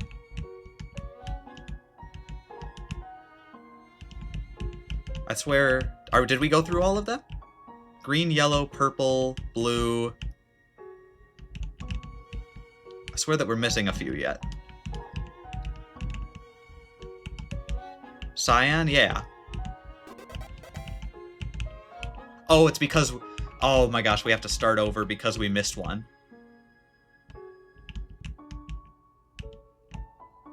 Is that true? I hope that's not true. That would be too mean, Toby. Don't make me do that. Okay, blue. Okay, I'm gonna go through this as quickly as possible, and if I can't get it, I'll give up. Because, well, this is interesting. I don't think it's the most interesting to watch.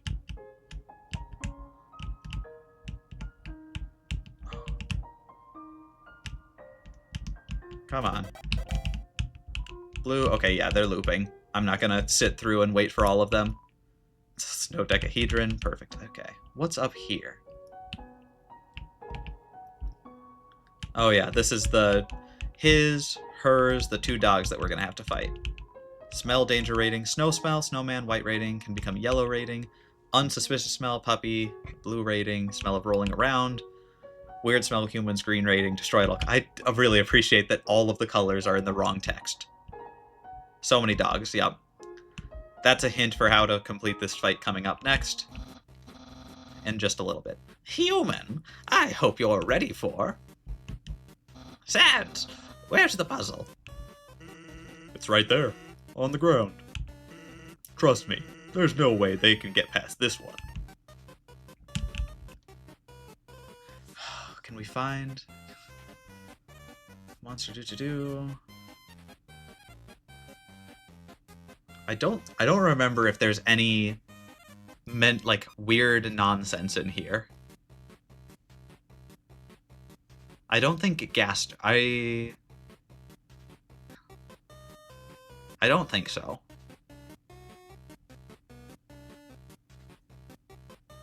No, I don't think... you'll have to remind me if there's... Okay, well, we just get to move right on past this. Sans! I feel like there might be some secret in the world jumble somewhere, but I remember that from long ago, but I don't remember what that is now. Sans, that didn't do anything! Whoops. I knew I should have used today's crossword instead. What? Crossword? I can't believe you said that. In my opinion, Junior Jumble is easily the hardest. What? Really? Dude. That's easy peasy word scramble. That's for baby bones. Unbelievable. Human, solve this dispute. Which is harder? Crossword is definitely the correct answer, but I like being nice to Papyrus. Ha! Ha! Yes!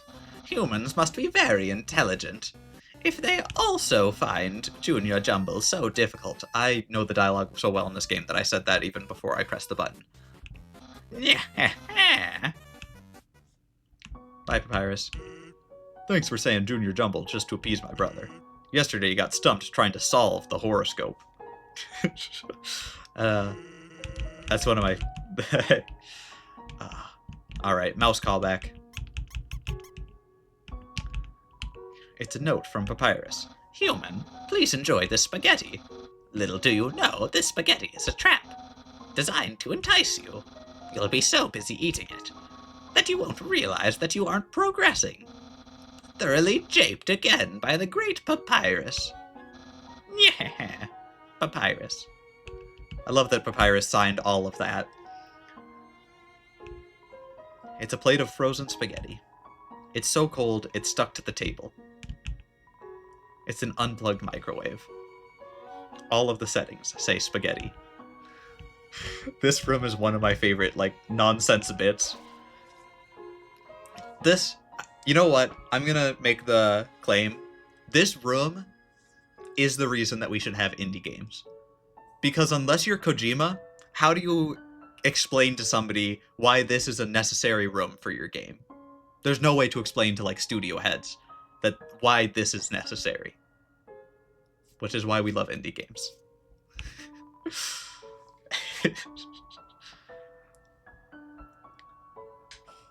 Wyoming does not exist. What? That is such a non sequitur. I need explanation. What's Wyoming? Have I been transported to a world without Wyoming? So almost nothing has changed. Warning, dog marriage. Yes, you read that correctly. Dog marriage. I love that joke. It doesn't get that specific joke doesn't get everybody, but the few people that it does get, it's so funny. Lesser dog. Okay. This fight. We have to pet the dog. You barely lifted your hand and lesser dog got excited. There's... Okay, so we could spare the dog right away, but we're just going to keep petting the dog.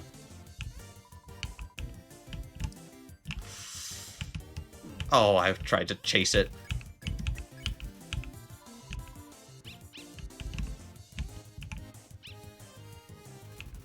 We're just going to keep petting the dog.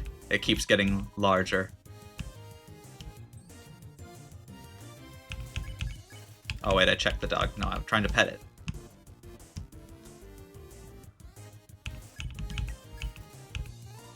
Excited. Its excitement knows no bounds. There we go. We've hit critical pet motor revving. It's taking off. There's no way to stop this madness. Shows no signs of stopping. Enters the realm of the clouds. You called the dog, but it is too late. It cannot hear you. No. It's coming back. You can reach Lesser Dog again.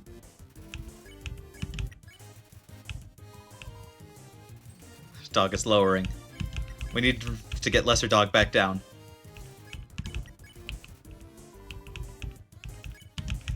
Alright, how far can we go? I don't actually know. Oh my gosh, it's in the text box. It's in the text box. It's possible that you may have a problem. I don't see any problem, game.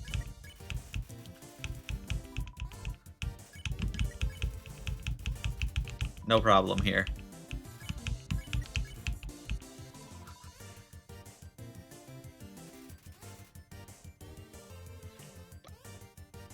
Polish cow meme.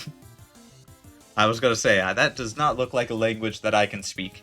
Even a little bit.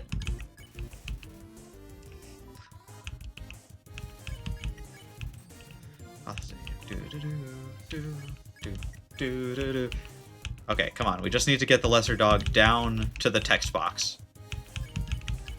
It goes behind the text box, and once it goes past the text box, we'll stop petting. Oh, okay. Come on.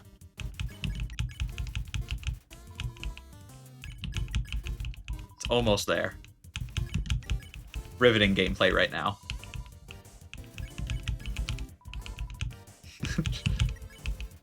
Is unpettable, but it appreciates the attempt. I don't think that's lore. I'm gonna refuse to believe that there's any lore significance to not being able to pet the Lesser Dog behind the text box, because that means that the text box is diegetic, and I don't want to get into that in Undertale. That's a Deltarune thing.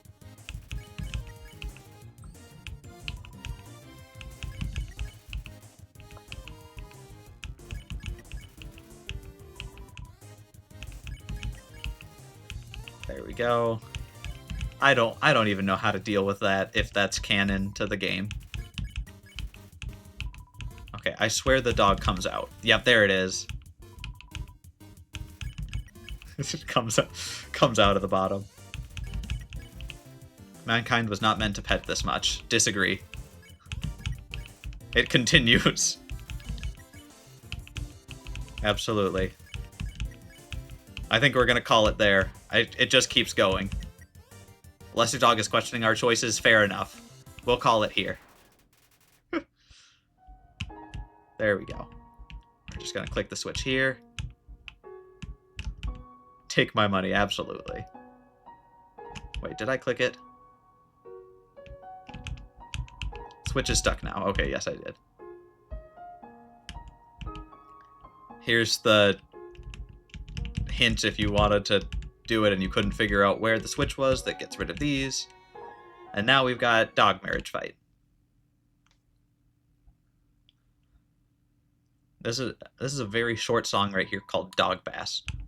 And I think it's very funny that like this song in and of itself is still on the soundtrack. If you're a smell, identify your smell. It's just so funny if you're listening to the soundtrack and then that just comes on for like 7 seconds. Here's that weird smell. It makes me want to eliminate. Eliminate you. There we go. Dog Eye Assault, Dogamy and Dogaressa, Perfect. Okay, so we've got a couple acts we have to do. First, we have to roll around to smell like a puppy. Roll around in the dirt and snow. You smell like a weird puppy. Let's kick human tail. Do humans have tails? Mr. Alphys. Alphys is a girl. She comes in later. She's the royal scientist. She is gonna be the like mini boss kind of in like 2 areas. The dogs may want to re-smell you. Yep. Re-sniff, because we smell like a weird puppy now. Rolling on the dirt, you smell all right. What's that smells like? Are you actually a little puppy? Now they're convinced that we're a weird puppy. And now we have to pet them. You pet Doggeressa. What about me? A dog that pets dogs? Amazing.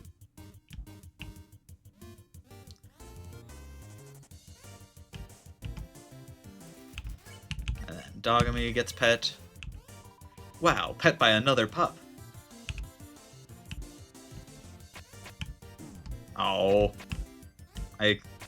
You can dodge that attack. There we go. The dogs' minds have been expanded. They can be pet by dogs. Would be so sad killing them? Absolutely. We're not doing genocide this run. There we go. 40 gold. Dogs can pet other dogs? A new world has opened for us. Thanks, weird puppy. You're welcome. There we go.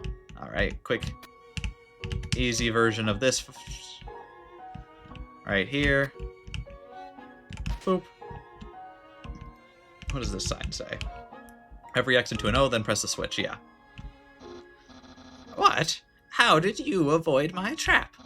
And, more importantly, is there any left for me? What do you tell Papyrus about his spaghetti?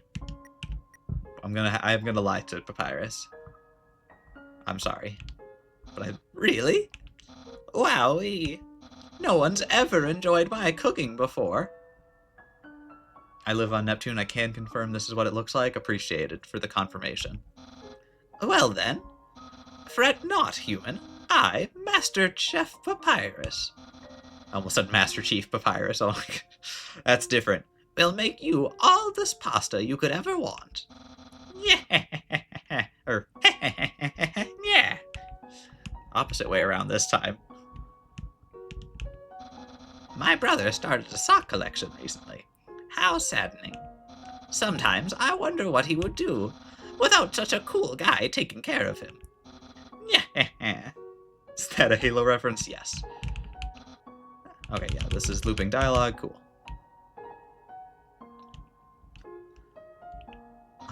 Human. How do I say this? You were taking a long time to arrive, so I decided to improve this puzzle by arranging the snow to look more like my face. Unfortunately, the snow froze to the ground.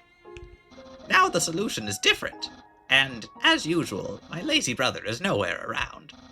I suppose what I am saying is, worry not, human. I, the great Papyrus, will solve this conundrum. Then we can both proceed. Meanwhile, feel free to try the puzzle yourself. I will try not to give away the answer. Thanks, Papyrus. What's the... I don't remember. Let's see, what's the order gotta be?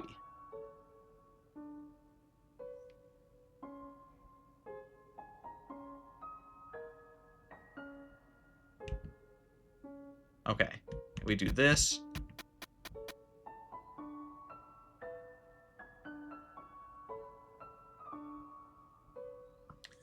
Okay, so we're here. No, I've already screwed it up. Don't you just hate when you accidentally deactivate gravity? Yes. Yes, I do. Just happens at the most inopportune moments. Okay, I haven't messed it up.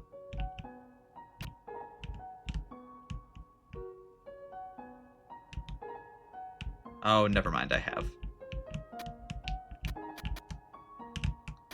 Ah.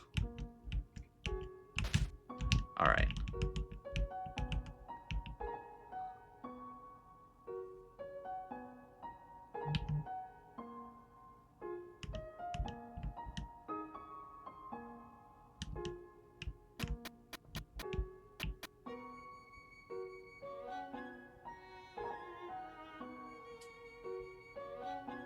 you went to the right first, you would have done it. Okay, I think I had to leave... Yeah, I have to leave that one open. Okay.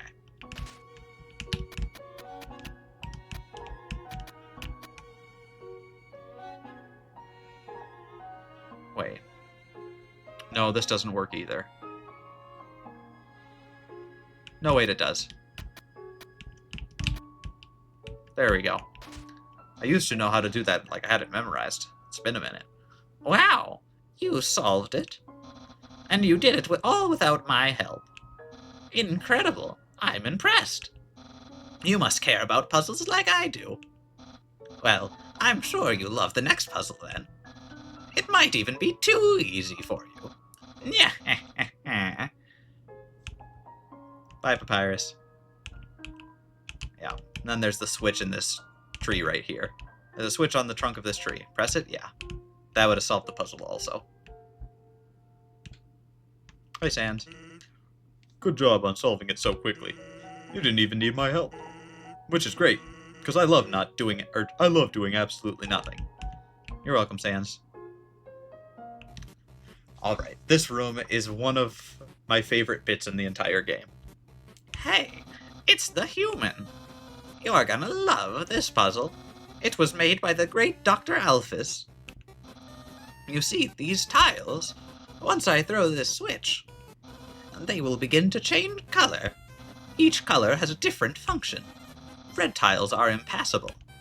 You cannot walk on them. Yellow tiles are electric. They will electrocute you. Green tiles are alarm tiles. If you step on them, you will have to fight a monster. Orange tiles are orange scented. They will make you smell delicious. Blue tiles are water tiles. Swim through if you like, but if you smell like oranges, the piranhas will bite you. Also, if a blue tile is next to a yellow tile, the water will also zap you. Purple tiles are slippery. You will slide to the next tile. However, the slippery soap smells like lemons, which piranhas do not like. And purple and blue are okay. Finally, pink tiles. They don't do anything. Step on them all you like. How was that? Understand? I actually do, and I'm going to try my absolute hardest to do this puzzle when it comes up, for real, to do it on the first try. Great. Then there's one last thing. This puzzle is entirely random. When I pull this switch, it will make a puzzle that has never been seen before. Not even I will know the solution. Get ready.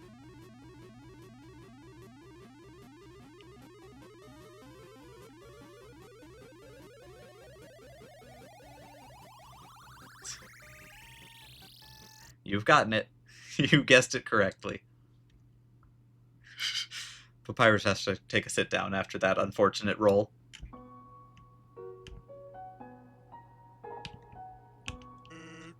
Actually, that spaghetti from earlier, it wasn't too bad for my brother. Since he started cooking lessons, he's been improving a lot. I bet if he keeps it up, next year, he'll even make something edible. Honestly, it's a great bit, and it's also funny because this puzzle may or may not come back for real later in the game. Anyways, the machine isn't working. Here, hi, Metaton. Good to see you early in the game. We're just going to ignore that, though. Also, this room. This room looks different depending on whether or not you pet the dog a whole bunch. Seems like the base of a snow dog.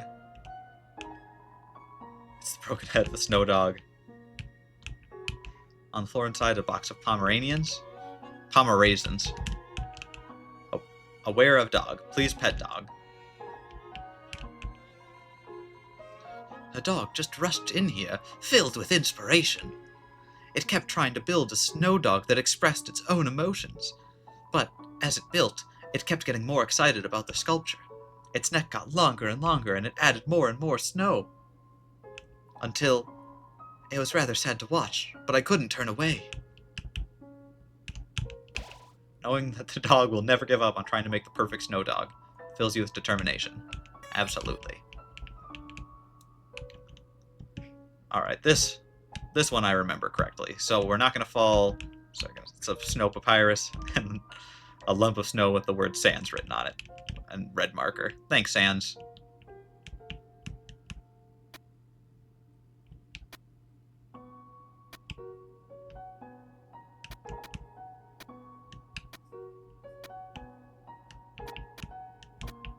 There we go.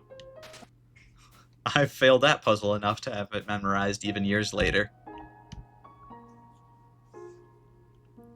There we go. We slide over here. We get a little hat. I think we get something different each time that we slide across. Snow house? No, that's just regular snow. All the names. Monster Kid is really creative. How did Toby think of that, right? Truly one of the game creators of all times. Hi, Sans. What's up? Hi, Sans again. Say, are you following me? Okay, Gift Rot confronts you. We're just gonna undecorate. This thing was decorated by a bunch of teenagers and doesn't want to be decorated. That's a little better. Alright.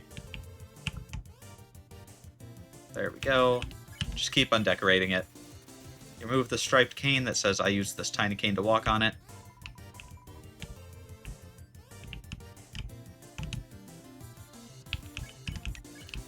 Childhood photograph of Snowdrake and his parent.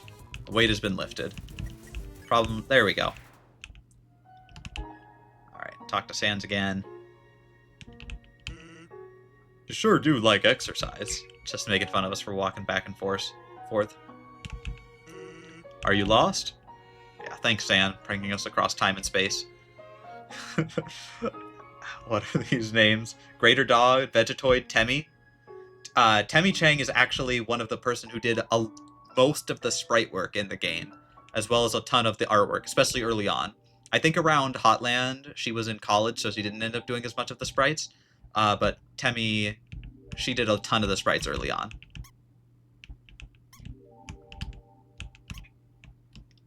Yeah, Toby was actually talking about it. We got this door. I think this door is the one that opens if you do get to the credits and you don't take many hits. So we're just going to leave that here, since this mysterious door is nothing we can do about it here. Looks Eyewalker.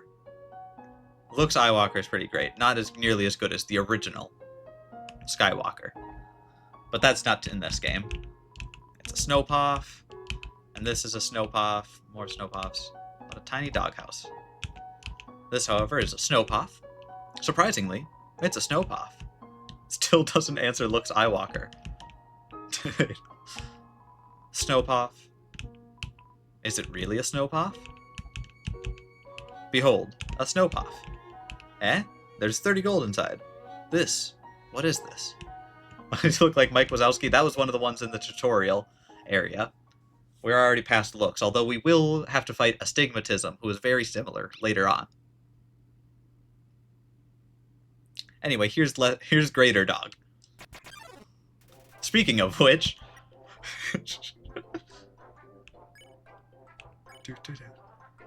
Oh, what's all the things that we have to do? First, we have to beckon.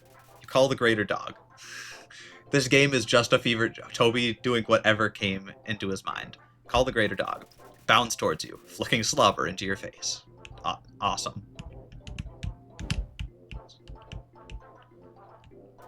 Greater Dog is seeking affection. We're gonna pet the dog. Curls up in your lap as it is pet by you. It gets so comfortable it falls asleep. Then it wakes up. It's so excited. Oh. Alright, never mind. This is the one. This is it. It's patting the ground with its front paws. It wants to play. Make a snowball and throw it for the dog to fetch. It splats on the ground.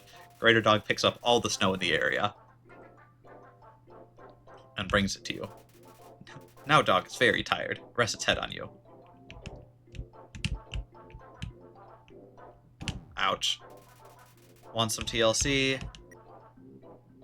We're gonna pet it. As you pet the dog, it sinks its entire weight into you. Your movement's slow, but you still haven't pet enough. We need to pet one more time. There we go.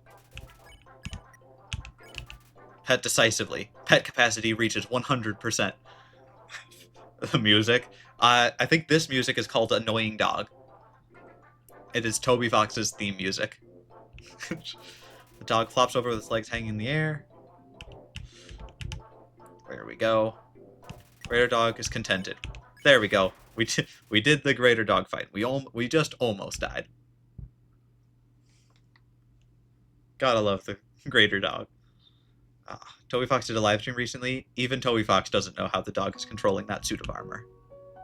Turns out you can just make things, and there are no consequences to not figuring 100% of things out. As a dungeon master, I tend to do the very same thing. It turns out it works. You can get away with lots of smoke and mirrors. Human, this is your final and most dangerous challenge. Behold, the gauntlet of deadly terror. Just the dog on the rope. When I say the word, it will fully activate. Cannons will fire, spikes will swing, blades will slice. Each part will swing violently up and down. Bridge is Minecraft just really no, it's just the tightest, it's just real tight. Only the tiniest chance of victory will remain.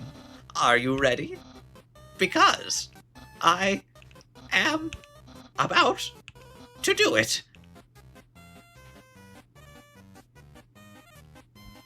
Well, what's the holdup? Hold up? What hold up? I'm about to activate it now.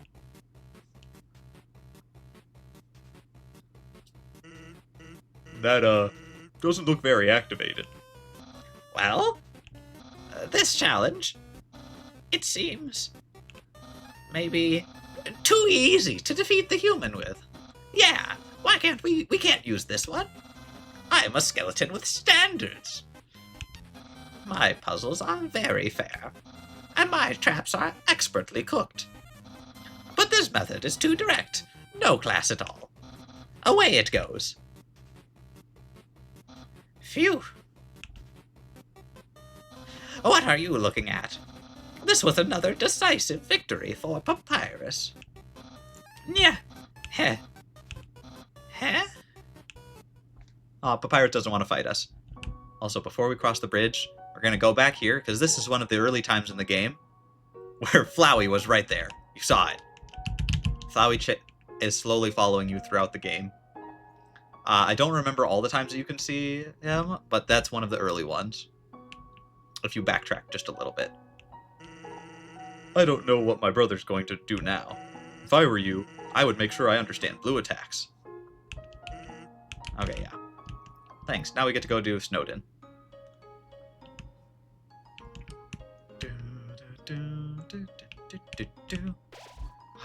All of the music in this game is so great. The sight of such a friendly town filled you with determination. Alright, let's use the box. I don't think there's anything that we want to put in here. I think... We should put the tough glove on, even if we're not using it. We're going to put the toy knife away. Snowden, isn't that a mountain? Might be in real life. I know in the game it's, Snowden is this little town here. There we go, we've got the shop. This is the generic shop theme. It's used by all the shopkeepers. I don't know, it's nice and cozy. Hello, traveler, how can I help you? We can get another tough glove, which we don't need. We can get the manly bandana, which we are going to get, because we're going to collect all the bits of... yeah. And then cinnamon bun. Yeah, might as well. Let's talk. Say hello. Hiya. Welcome to Snowden. I can't remember the last time I saw a fresh face around here. Where did you come from? The capital? You don't look like a tourist. Be thirsty in chat, you just have to keep it PG. That's the only rules. You don't look like a tourist. Are you here by yourself? Maybe PG-13.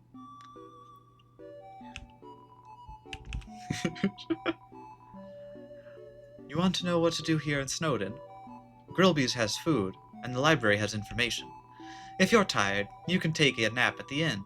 It's right next door. My sister runs it. And if you're bored, You can sit outside and watch those wacky skeletons do their thing. There's two of them. Brothers, I think. They just showed up one day and asserted themselves. Okay, this is a relevant bit of dialogue, because the fact that they just showed up one day in Snowdin means they haven't been here for a long time, and there's a lot of nonsense around Sand and Deltarune, but that's one of the main connections. The town has gotten a lot more interesting since then. So at some point, Sans and Papyrus suddenly show up here.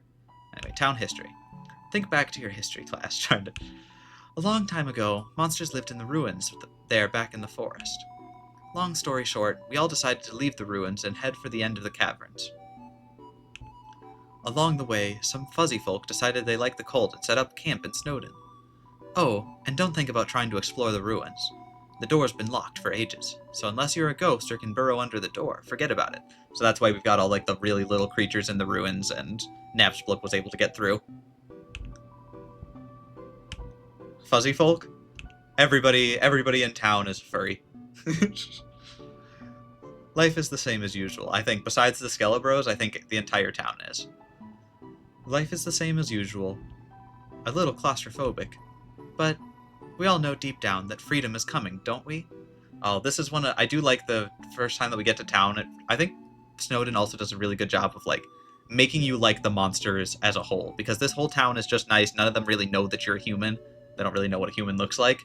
And they're all just so hopeful of getting to escape the underground someday. Very heart-wrenching. But as long as we got that hope, we can grit our teeth and face the same struggles day after day. That's life, ain't it? Also, I should point out that there's the Deltarune in the background. Right here. That's probably important. Toby had that, at least, maybe not what it meant, because I think he fully retconned what it means for Deltarune versus what it means in Undertale, but the fact that the Deltarune was here like this early in the game is very weird. Right. Life is the same as usual. Okay, yeah, this is same dialogue. We can't sell anything. Sell something that look like a pawn shop. I don't know how it works where you're from, but if I started spending money on old branches and used bandages, I'd be out of business in a jiffy. That's the nonsense that's left in our bag. All right, we've got that. We're gonna save real quick, and then we are gonna rest, because resting here. Welcome to Snowdin, Snowdin's premier hotel.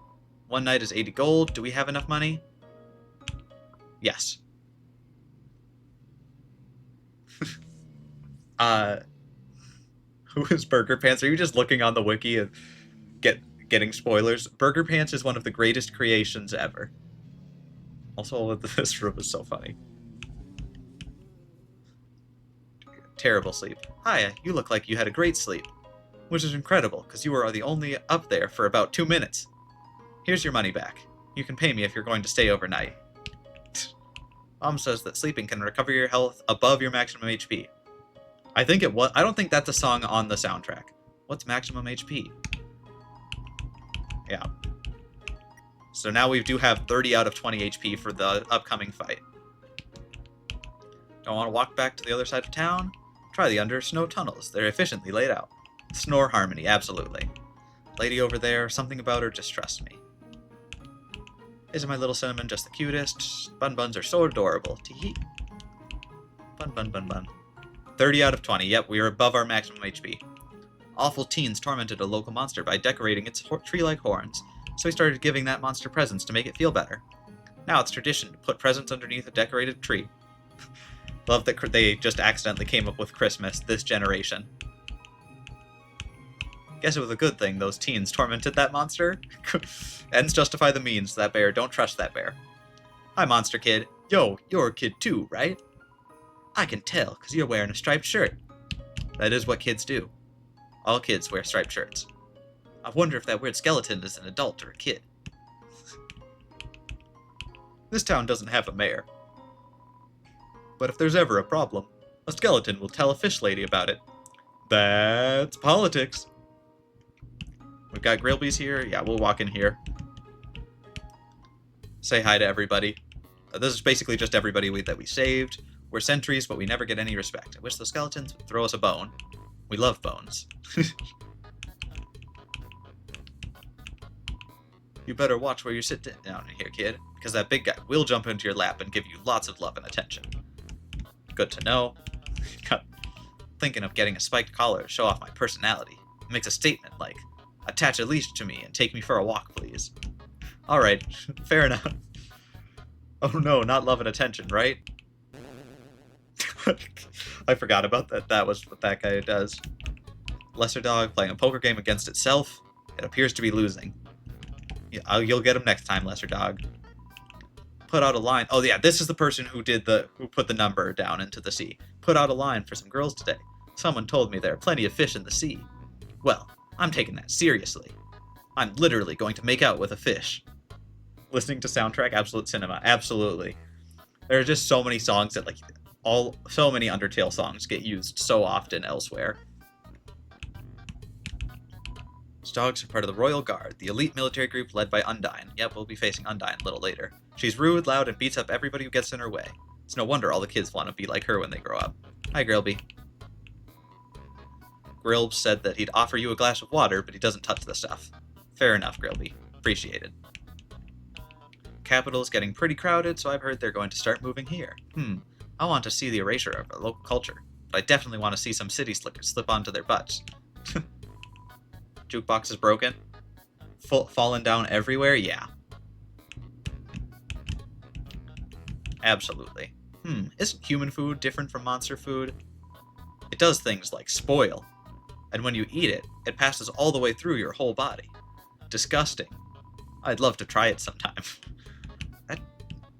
I have several questions about all the food I'm eating, but I'm just going to ignore those. No matter where I go, it's the same menu, the same people. Help! I want new drinks and hot guys. You should go to the capital then. There we go. Everyone is always laughing and cracking jokes, trying to forget our modern crises. Dreariness, crowding, lack of sunlight. I would join them, but I'm just not very funny. We all know the underground has problems, but we smile anyways. Why? We can't do anything, so why be morose about it? Fair enough. My name is Deez. I've been Deez-nutted. Let's play monsters and humans. You aren't gonna make me be the human again, are you?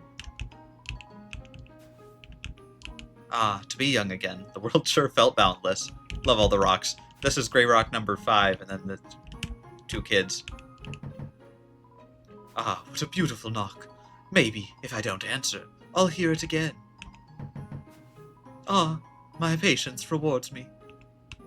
Gotta love knock guy. Got the werewolf here that's just throwing ice into the sea. He's disturbing. Oh, that's, what is that, Persona 4? No. Is that Persona 4 or Persona 3? That's Persona 3, isn't it? I've got my Personas mixed up. Yeah. Oh, we got really lucky. This is a really rare thing when we walk up into this room. That means that we got a really rare fun value. Ring ring. Hello, can I speak to Wait a second. I've never gotten this event before. Is this the wrong number? It's the wrong number. It's the wrong number song. Do, do, do, do. We're very, very sorry that we got it wrong. Oh, it's the wrong number. The wrong number song. We're very, very sorry that we got it wrong. Who was that, and who are they trying to call? Because it starts with G. I guess the idea is that it's somebody was trying to call Gaster because it's one of the fun value things. All of the fun value events are tied to Gaster. For clarification, for those who don't know, at the beginning of the game, whenever you start a new game, there's a random value, I think between 0 and 99, and that gets generated for your save. And there's a few really rare random events that can happen depending on what your fun value is. One of the fun value things that can happen is that wrong number song. Also, why are you trying to... I can just see somebody trying to rick... username, you're trying to rickroll out of order. Or just actually straight backwards. Honestly impressive. I don't know if I'd be able to do that. Okay, the library. They spelled it wrong. Welcome to the library. Yes, we know the sign is misspelled. Alright. That look in your eye. You're someone that has difficulty solving junior jumble, aren't you?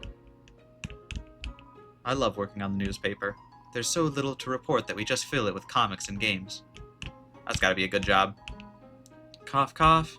When I was younger, my teachers gave me word searches when they ran out of assignment. I thought they were a waste of time, but look at me now. I'm the #1 word search creator in the entire underground. Gotta love that. Okay, now this is all important lore. This whole library is important lore nonsense. Alright, so, love, hope, compassion. This is what people say monsters' souls are made of. But the absolute nature of soul is unknown. After all, humans have proven their souls don't need any of these things to exist. What is it? Love, hope, compassion. Okay, that isn't all. Monster History. Okay, I'm not going to read Monster History Part 4 until we read all the other Monster Histories, so let's read them in order. It's a school report about monster funerals. Monster funerals, technically speaking, are cool as heck. When monsters get old and kick the bucket, they turn into dust. At funerals, we take that dust and spread it on that person's favorite thing.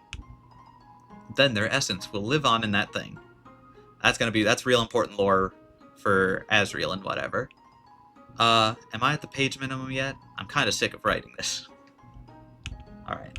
Okay, yeah, same thing again. Oh, come on. While monsters are mostly made of magic, human beings are mostly made of water. Humans, with their physical forms, are far stronger than us, but they will never know the joy of expressing themselves through magic. They'll never get a bullet pattern birthday card. True that. I wish I could get a bullet pattern birthday card. Here I am, writing this book. A person comes in and picks up the book. They start reading it. Oh, sorry. I'm still writing that one. Appreciated, though. It's a good book. Very meta. Because they are made of magic, monsters' bodies are attuned to their soul. If a monster doesn't want to fight, its defense will weaken.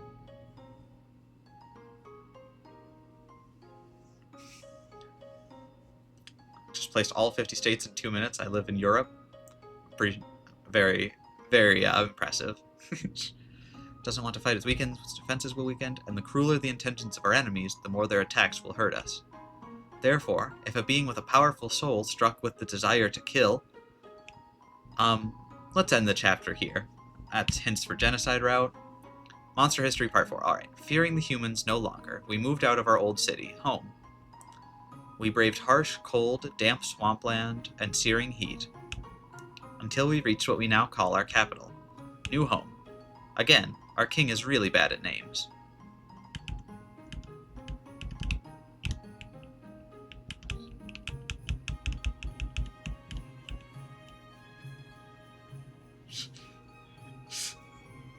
Oh gosh, the auto mod tried to censor you.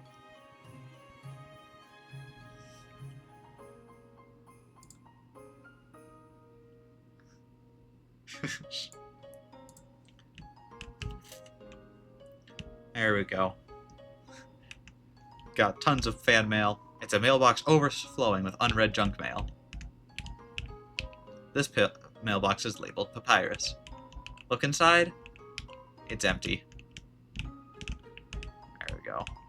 It's locked. There we go. We've got the shed here, locked from the inside. The worst shed ever. Alright, let's go deal with Papyrus. I realized it wasn't a real place.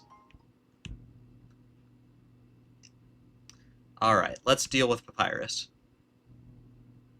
Also, this background is one of the weirdest things in the game. It's very unique, it's like we're going into a snowstorm, but it's very odd. I don't think that there's any, like, lore implications to it, though. I think it's just a cool background. Human.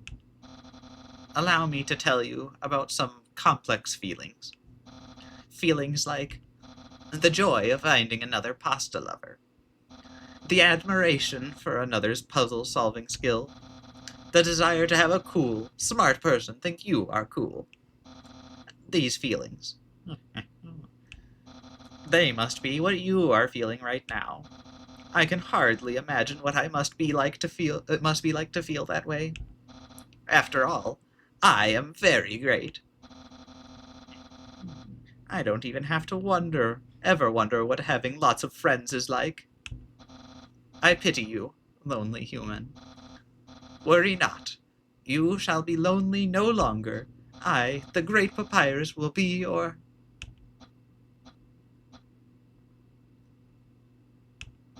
No. No, this is all wrong. I can't be your friend. You are a human. I must capture you. Then I can fulfill my lifelong dream. Powerful, popular, prestigious. That's Papyrus, the newest member of the Royal Guard. Fighting time. Also, bread, do I agree? Yes. Papyrus blocks the way. Alright, time to deal with Papyrus. Immediately we have to flirt with Papyrus. What? Flirting? So you finally reveal your ultimate feelings? Well, I'm a skeleton with very high standards. I have 0 redeeming qualities, or I can make spaghetti. I can make spaghetti. That's about the only thing I can cook. I am not good at otherwise. Oh no! You're meeting all my standards. I guess that means I have to go on a date with you? Let's date later, after I capture you. Gotta avoid this really difficult attack here. I was thinking about what to wear for his date, and then we just spare at this point. So you won't fight? Then, let's see if you can handle my fabled blue attack. It's a very difficult fight here. Gosh, I do love Bone Trestle, though. Oh, I wasn't ready. I can't believe I got hit by it. You're blue now. That's my attack. There we go. Now this is Bone Trestle. Before that was the intro to Bone Trestle. I wonder what I should wear. Don't worry, I'm very good at this. Dab some bone cologne behind his ear. What? I'm not thinking about that date thing.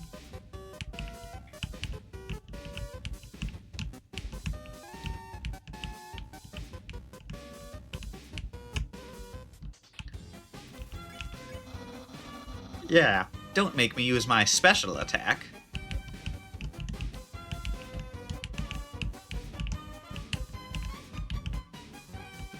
There we go.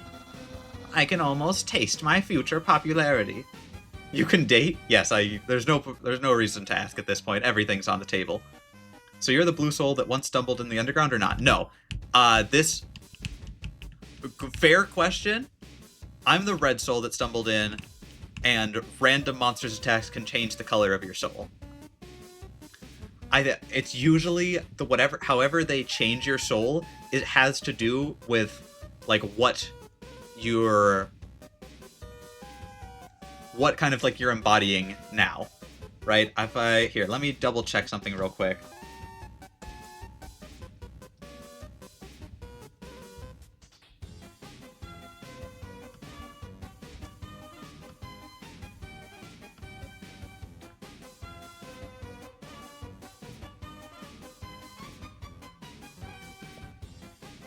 One second.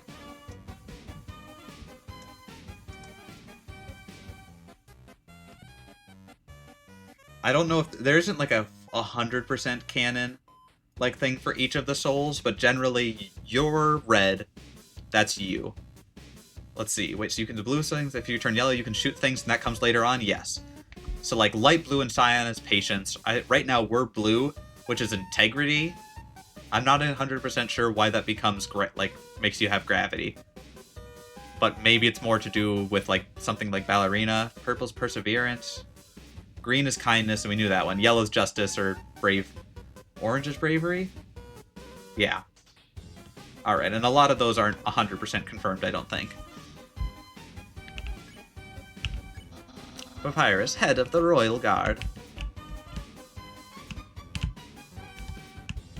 There we go, doing all the dodging. Unparalleled. Spaghettoire.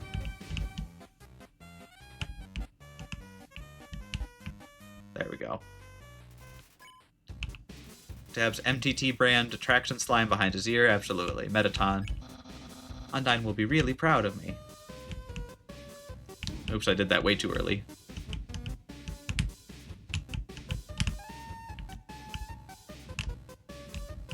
There we go. So Ani looks harder than B.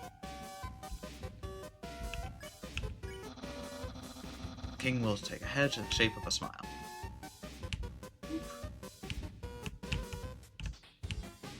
There we go. Papyrus realizes he doesn't have ears. What's he been dabbing behind this whole time? We'll never know. My brother will, well, he won't change very much.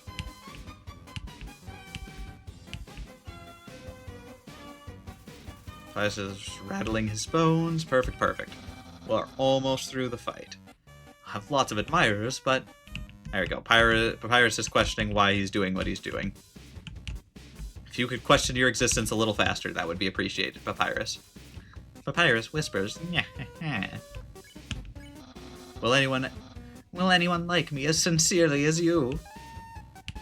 I do like Papyrus for Papyrus.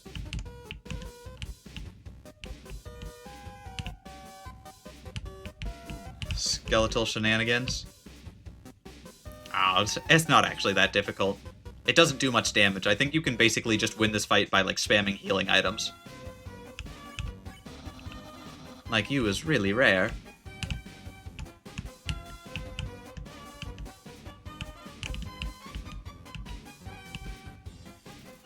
Papyrus is cackling. And dating might be kind of hard.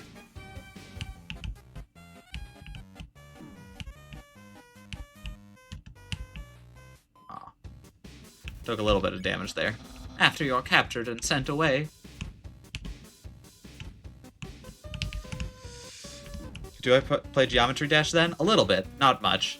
My brother, he was really good at Geometry Dash. He'd play, like, fan-made levels that looked very intense. I was never very good at it. Papyrus is rattling his bones again. Okay, we're almost there. Who cares? Give up. Okay, we're almost to the end of the fight now. Alright, we're just taking way too much damage. Let's use an item. To eat the spider donut. Give up or face my special attack.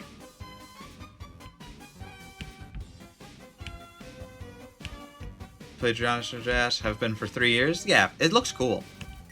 Definitely some similarity, especially with this mode. Very soon you'll be using your special attack. Yeah, you keep hyping it up.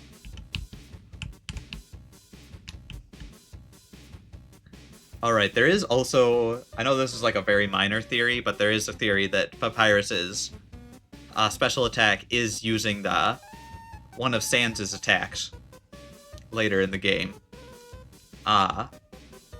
But I don't know, we never actually get any kind of confirmation one way or the other, but it's a cool fan theory.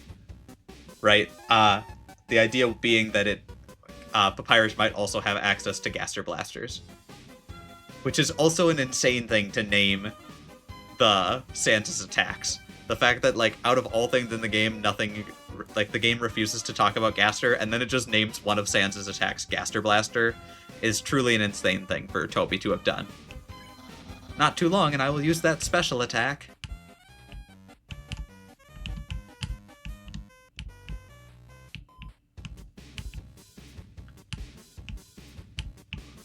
See, speaking of which, probably gonna play Geometry Dash while playing this in? Yeah, absolutely. Alright, this is your last chance before my special attack. I forgot, there's so much before your special attack. There we go. Just do it already. Behold, my special attack. Thank you, Toby Fox, for eating it. The background, yeah. What the heck? That's my special attack. Hey, you stupid dog. Do you hear me? Stop munching on that bone. Hey, what are you doing? Come back here with my special attack. Yep, thank you, Mr. Fox, absolutely. Oh well. I'll just use a really cool regular attack. Okay, regular attack time. Sigh, here's an absolutely normal attack.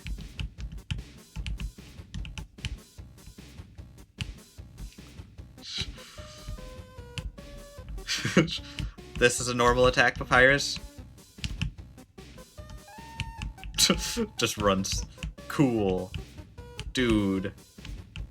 Skateboard. Gotta love it. Wow, so much emotion, absolutely. We're jumping over all of the attack. Also, how on earth are you supposed to know that that's how you dodged that attack the first time through? Just keep holding up.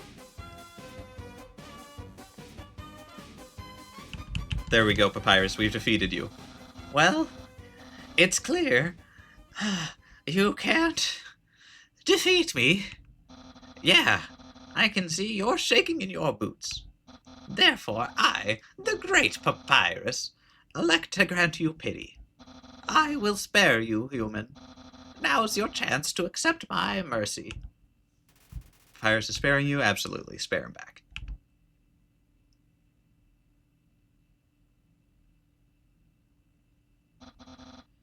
Yo ho ho. I can't even stop someone as weak as you. Just gonna say that right to our face, alright. Undyne's going to be disappointed in me. I'll never join the Royal Guard, and my friend quantity will remain stagnant. What should you say? Let's be friends, what a loser. I do like that in this game, you can be, like, spare everybody and just be the worst person ever. Like, I like that that's an option. There's probably something to be said there for good options only matter if there are bad options, but still, like, it's just, like, comically being a jerk. Really? You want to be friends with me? Number 1 to 25, 7. Well then, I guess I can make an allowance for you. Wowee! We haven't even had our first date, and I've already managed to hit the friend zone. Who knew that all I needed to make pals was to give people awful puzzles and then fight them? That is a great plan. You probably could make friends that way. You taught me a lot, human. I hereby grant you permission to pass through, and I'll give you directions to the surface. Continue forward until you reach the end of the cavern. Then, when you reach the capital, cross the barrier. 123. Can I pick... I'm gonna pick 8 this time. That's the magical seal trapping us all underground. Anything can enter through it, but nothing can exit. Except someone with a powerful soul. Like you. That's why the king wants to acquire a human. He wants to open the barrier with soul power. Then us monsters can return to the surface. Oh, I almost forgot to tell you. To reach the exit, you will have to pass through the king's castle. The king of all monsters. He is, well, he's a big fuzzy pushover. Everybody loves that guy. I am certain if you just say, "Excuse me, Mr. Dreamer, can I please go home?" He'll guide you right to the barrier himself. You picked GD colors, it looks awful. Perfect. Anyway, that's enough talking. I'll be at home, being a cool friend. Feel free to come by and have that date. Just love virus just flying right over us. Alright, let's go have that date. Do I want to keep going? How much further do I want to go? Do we want to get past Undyne? Oh, there's Papyrus. We're gonna quickly save.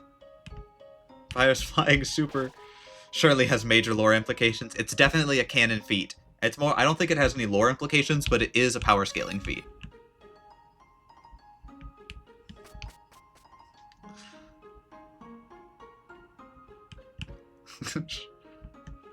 Alright, so you came back to have a date with me. Oh, 1 second. You must be really serious about this. I'll have to take you someplace really special. A place I like to spend a lot of time.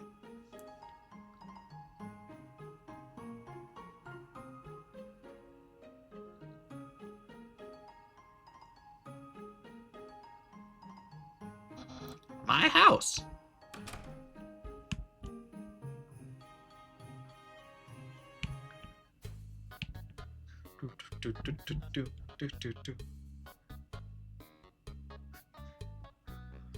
I love that bit so much.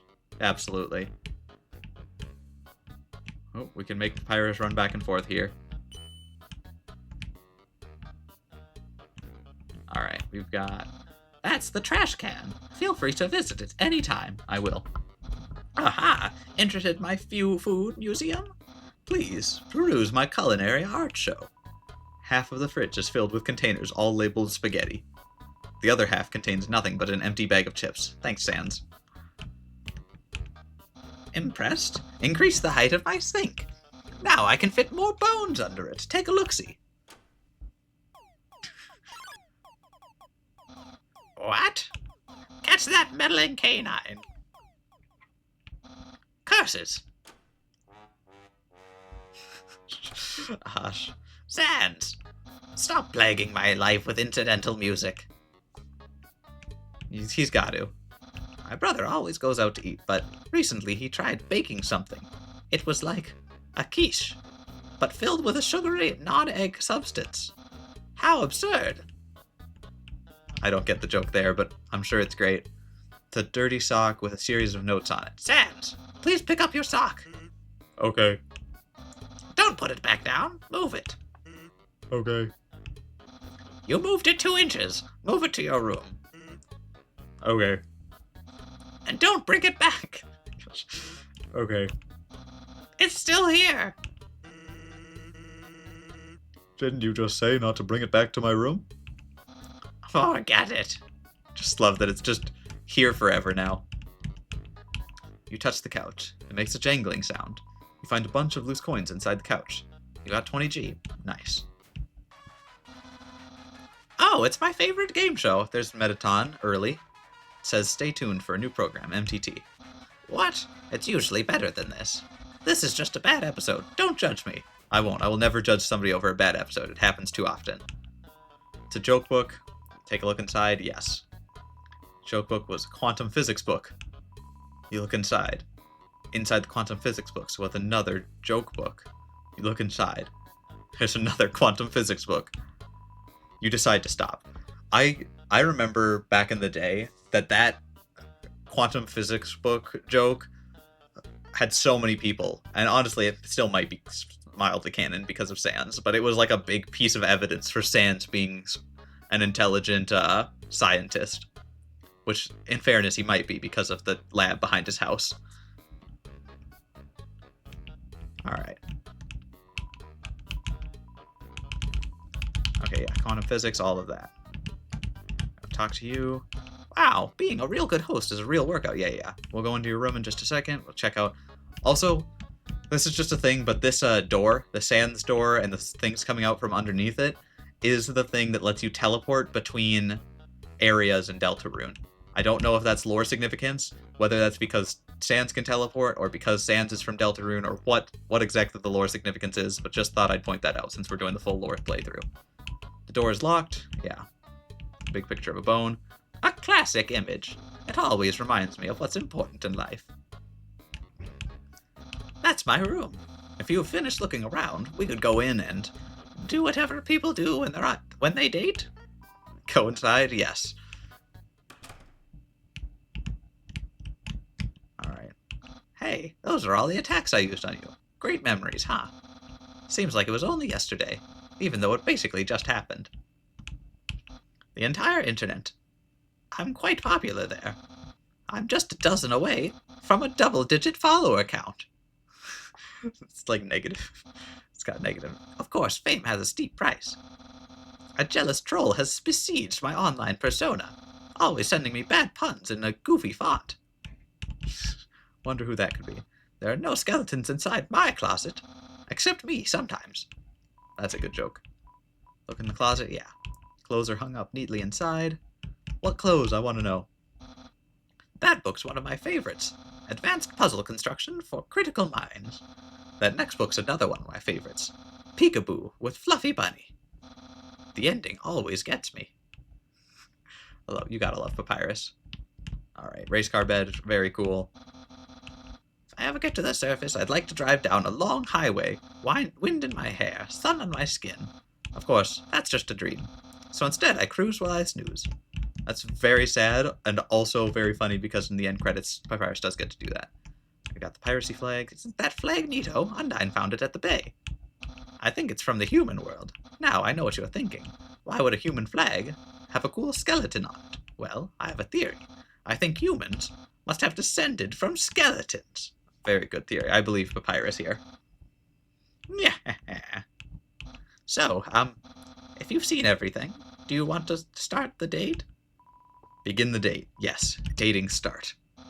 Okay. Dating start.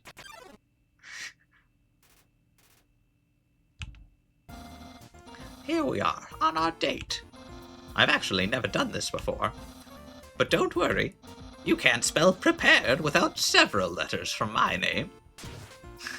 I snagged an official dating rulebook from the library. Oh, that's something I forgot to mention during the fight with Papyrus. It's one of the very few fights in the game where the sprite doesn't move at all. Papyrus's sprite doesn't move at all during the entire fight, which is unique to Papyrus, I think.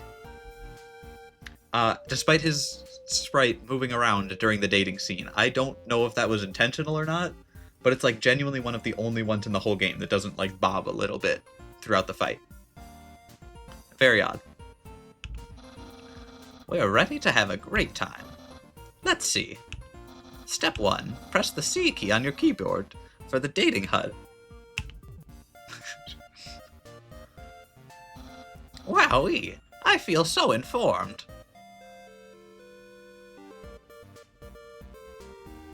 Okay.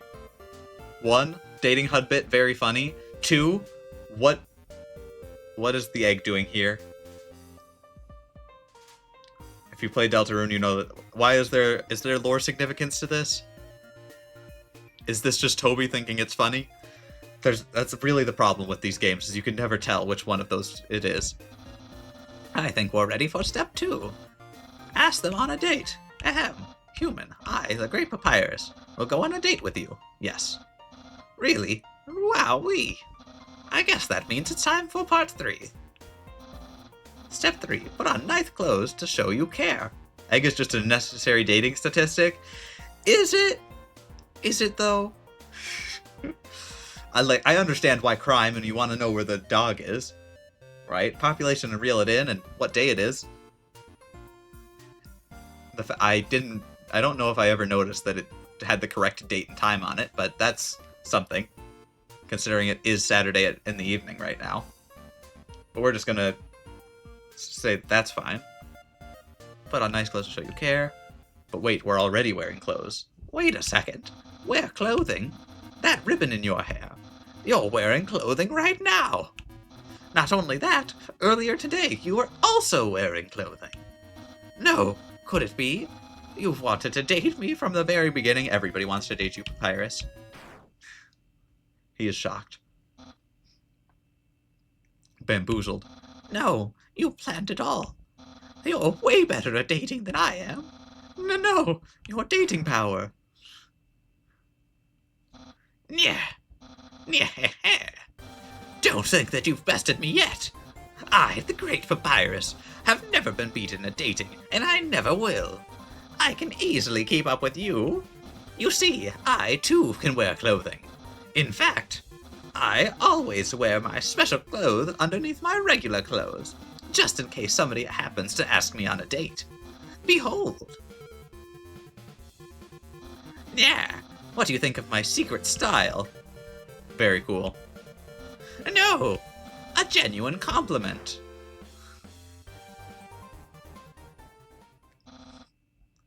However, you don't truly understand the hidden power of this outfit. Therefore, what you just said is invalid. This date won't escalate any further, unless you find my secret. But that won't happen.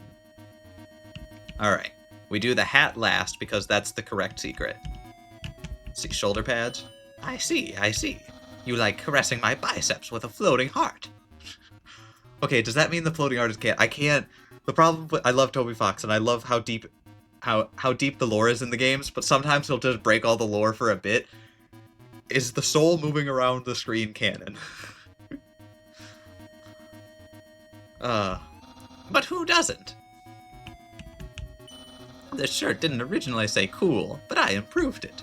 Expert tip. All clothing articles can be improved this way. Human souls are stronger than monster souls, but the souls of our shoes, on the other hand, are about the same. Holding my hand, so I'll tell you the answer.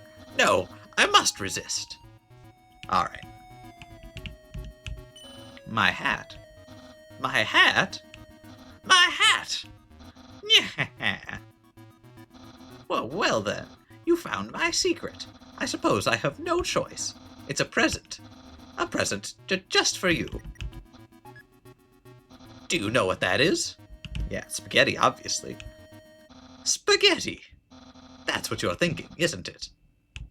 Right. But oh so wrong. This ain't any plain old pasta. This is an artisan's work. Silken spaghetti finely aged in an oaken cask. I don't think the spaghetti's edible, but that's fine. Then cooked by me, Master Chef Papyrus. Human, it's time to end this. There's no way this can go any further. We have to eat the spaghetti. You take a small bite. Your face reflexively scrunches up. It's terrible. But we can't let Papyrus know that. The taste is indescribable. What a passionate expression. You must really love my cooking. And by extension, me. Maybe even more than I do. No. Human, it's clear now. You're madly in love with me. Everything you do, everything you say, it's all been for my sake. Human, I want you to be happy, too. It's time for me to express my feelings. It's time that I told you. Papyrus. Boy, is it hot in here or is it just me? Oh, shoot. Human, I'm sorry. I don't like you the way you like me. Romantically, I mean. I tried very hard to. I thought that because you flirted with me, that I was supposed to go on a date with you.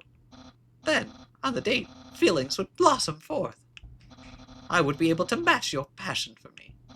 But alas, I, the great Papyrus, have failed. I feel just the same as before. And instead, by dating you, I have only drawn you deeper into your intense love for me. A dark prison of passion with no escape. How could I have done this to my dear friend? No, wait, that's wrong. I can't fail at anything. Human, I'll help you through these trying times. Keep being your cool friend, and act like this all never happened. After all, you are very great. It would be tragic to lose your friendship. So please, don't cry because I won't kiss you. Because I don't even have lips. And hey, someday you'll find someone as great as me. Well, no, that's not true. But I'll help you settle for second best.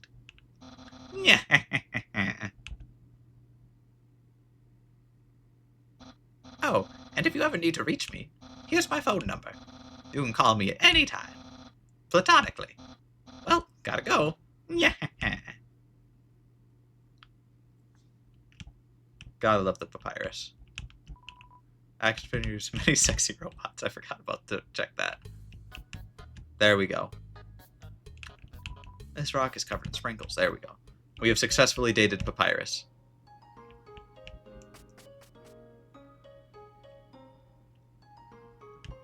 Alright. What time is it?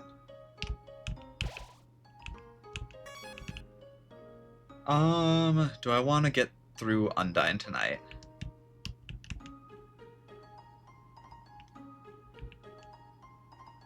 I think I'm gonna call it here for tonight because I'm tired and I'm gonna go to bed now. But I think I'm gonna stream for like a long time tomorrow. That's my plan right now, at least. I would like to finish all of Undertale tomorrow. Yeah, So I'm going to be streaming earlier, pretty early, at least comparative to usual. Probably around like 11 Central Time. I always go off Central Time because that's where I am. But maybe noon, closer to noon, and then stream till we beat Undertale. That should give us enough time. Hopefully that goes through. I'm sure it'll be great. Thank you all very much, though, for hanging out and watching me play. I hope it was entertaining. I cannot verify the quality, but hopefully it was decent. I do love this game, and I can't wait to play more of it and play Deltarune next after that. We'll see. Have to wait till another time, and then hope also next week continue Run and Bun as well. So, all of that on the horizon. I hope you all have a wonderful rest of your evening and had a great time, and I will catch you all next time. Bye!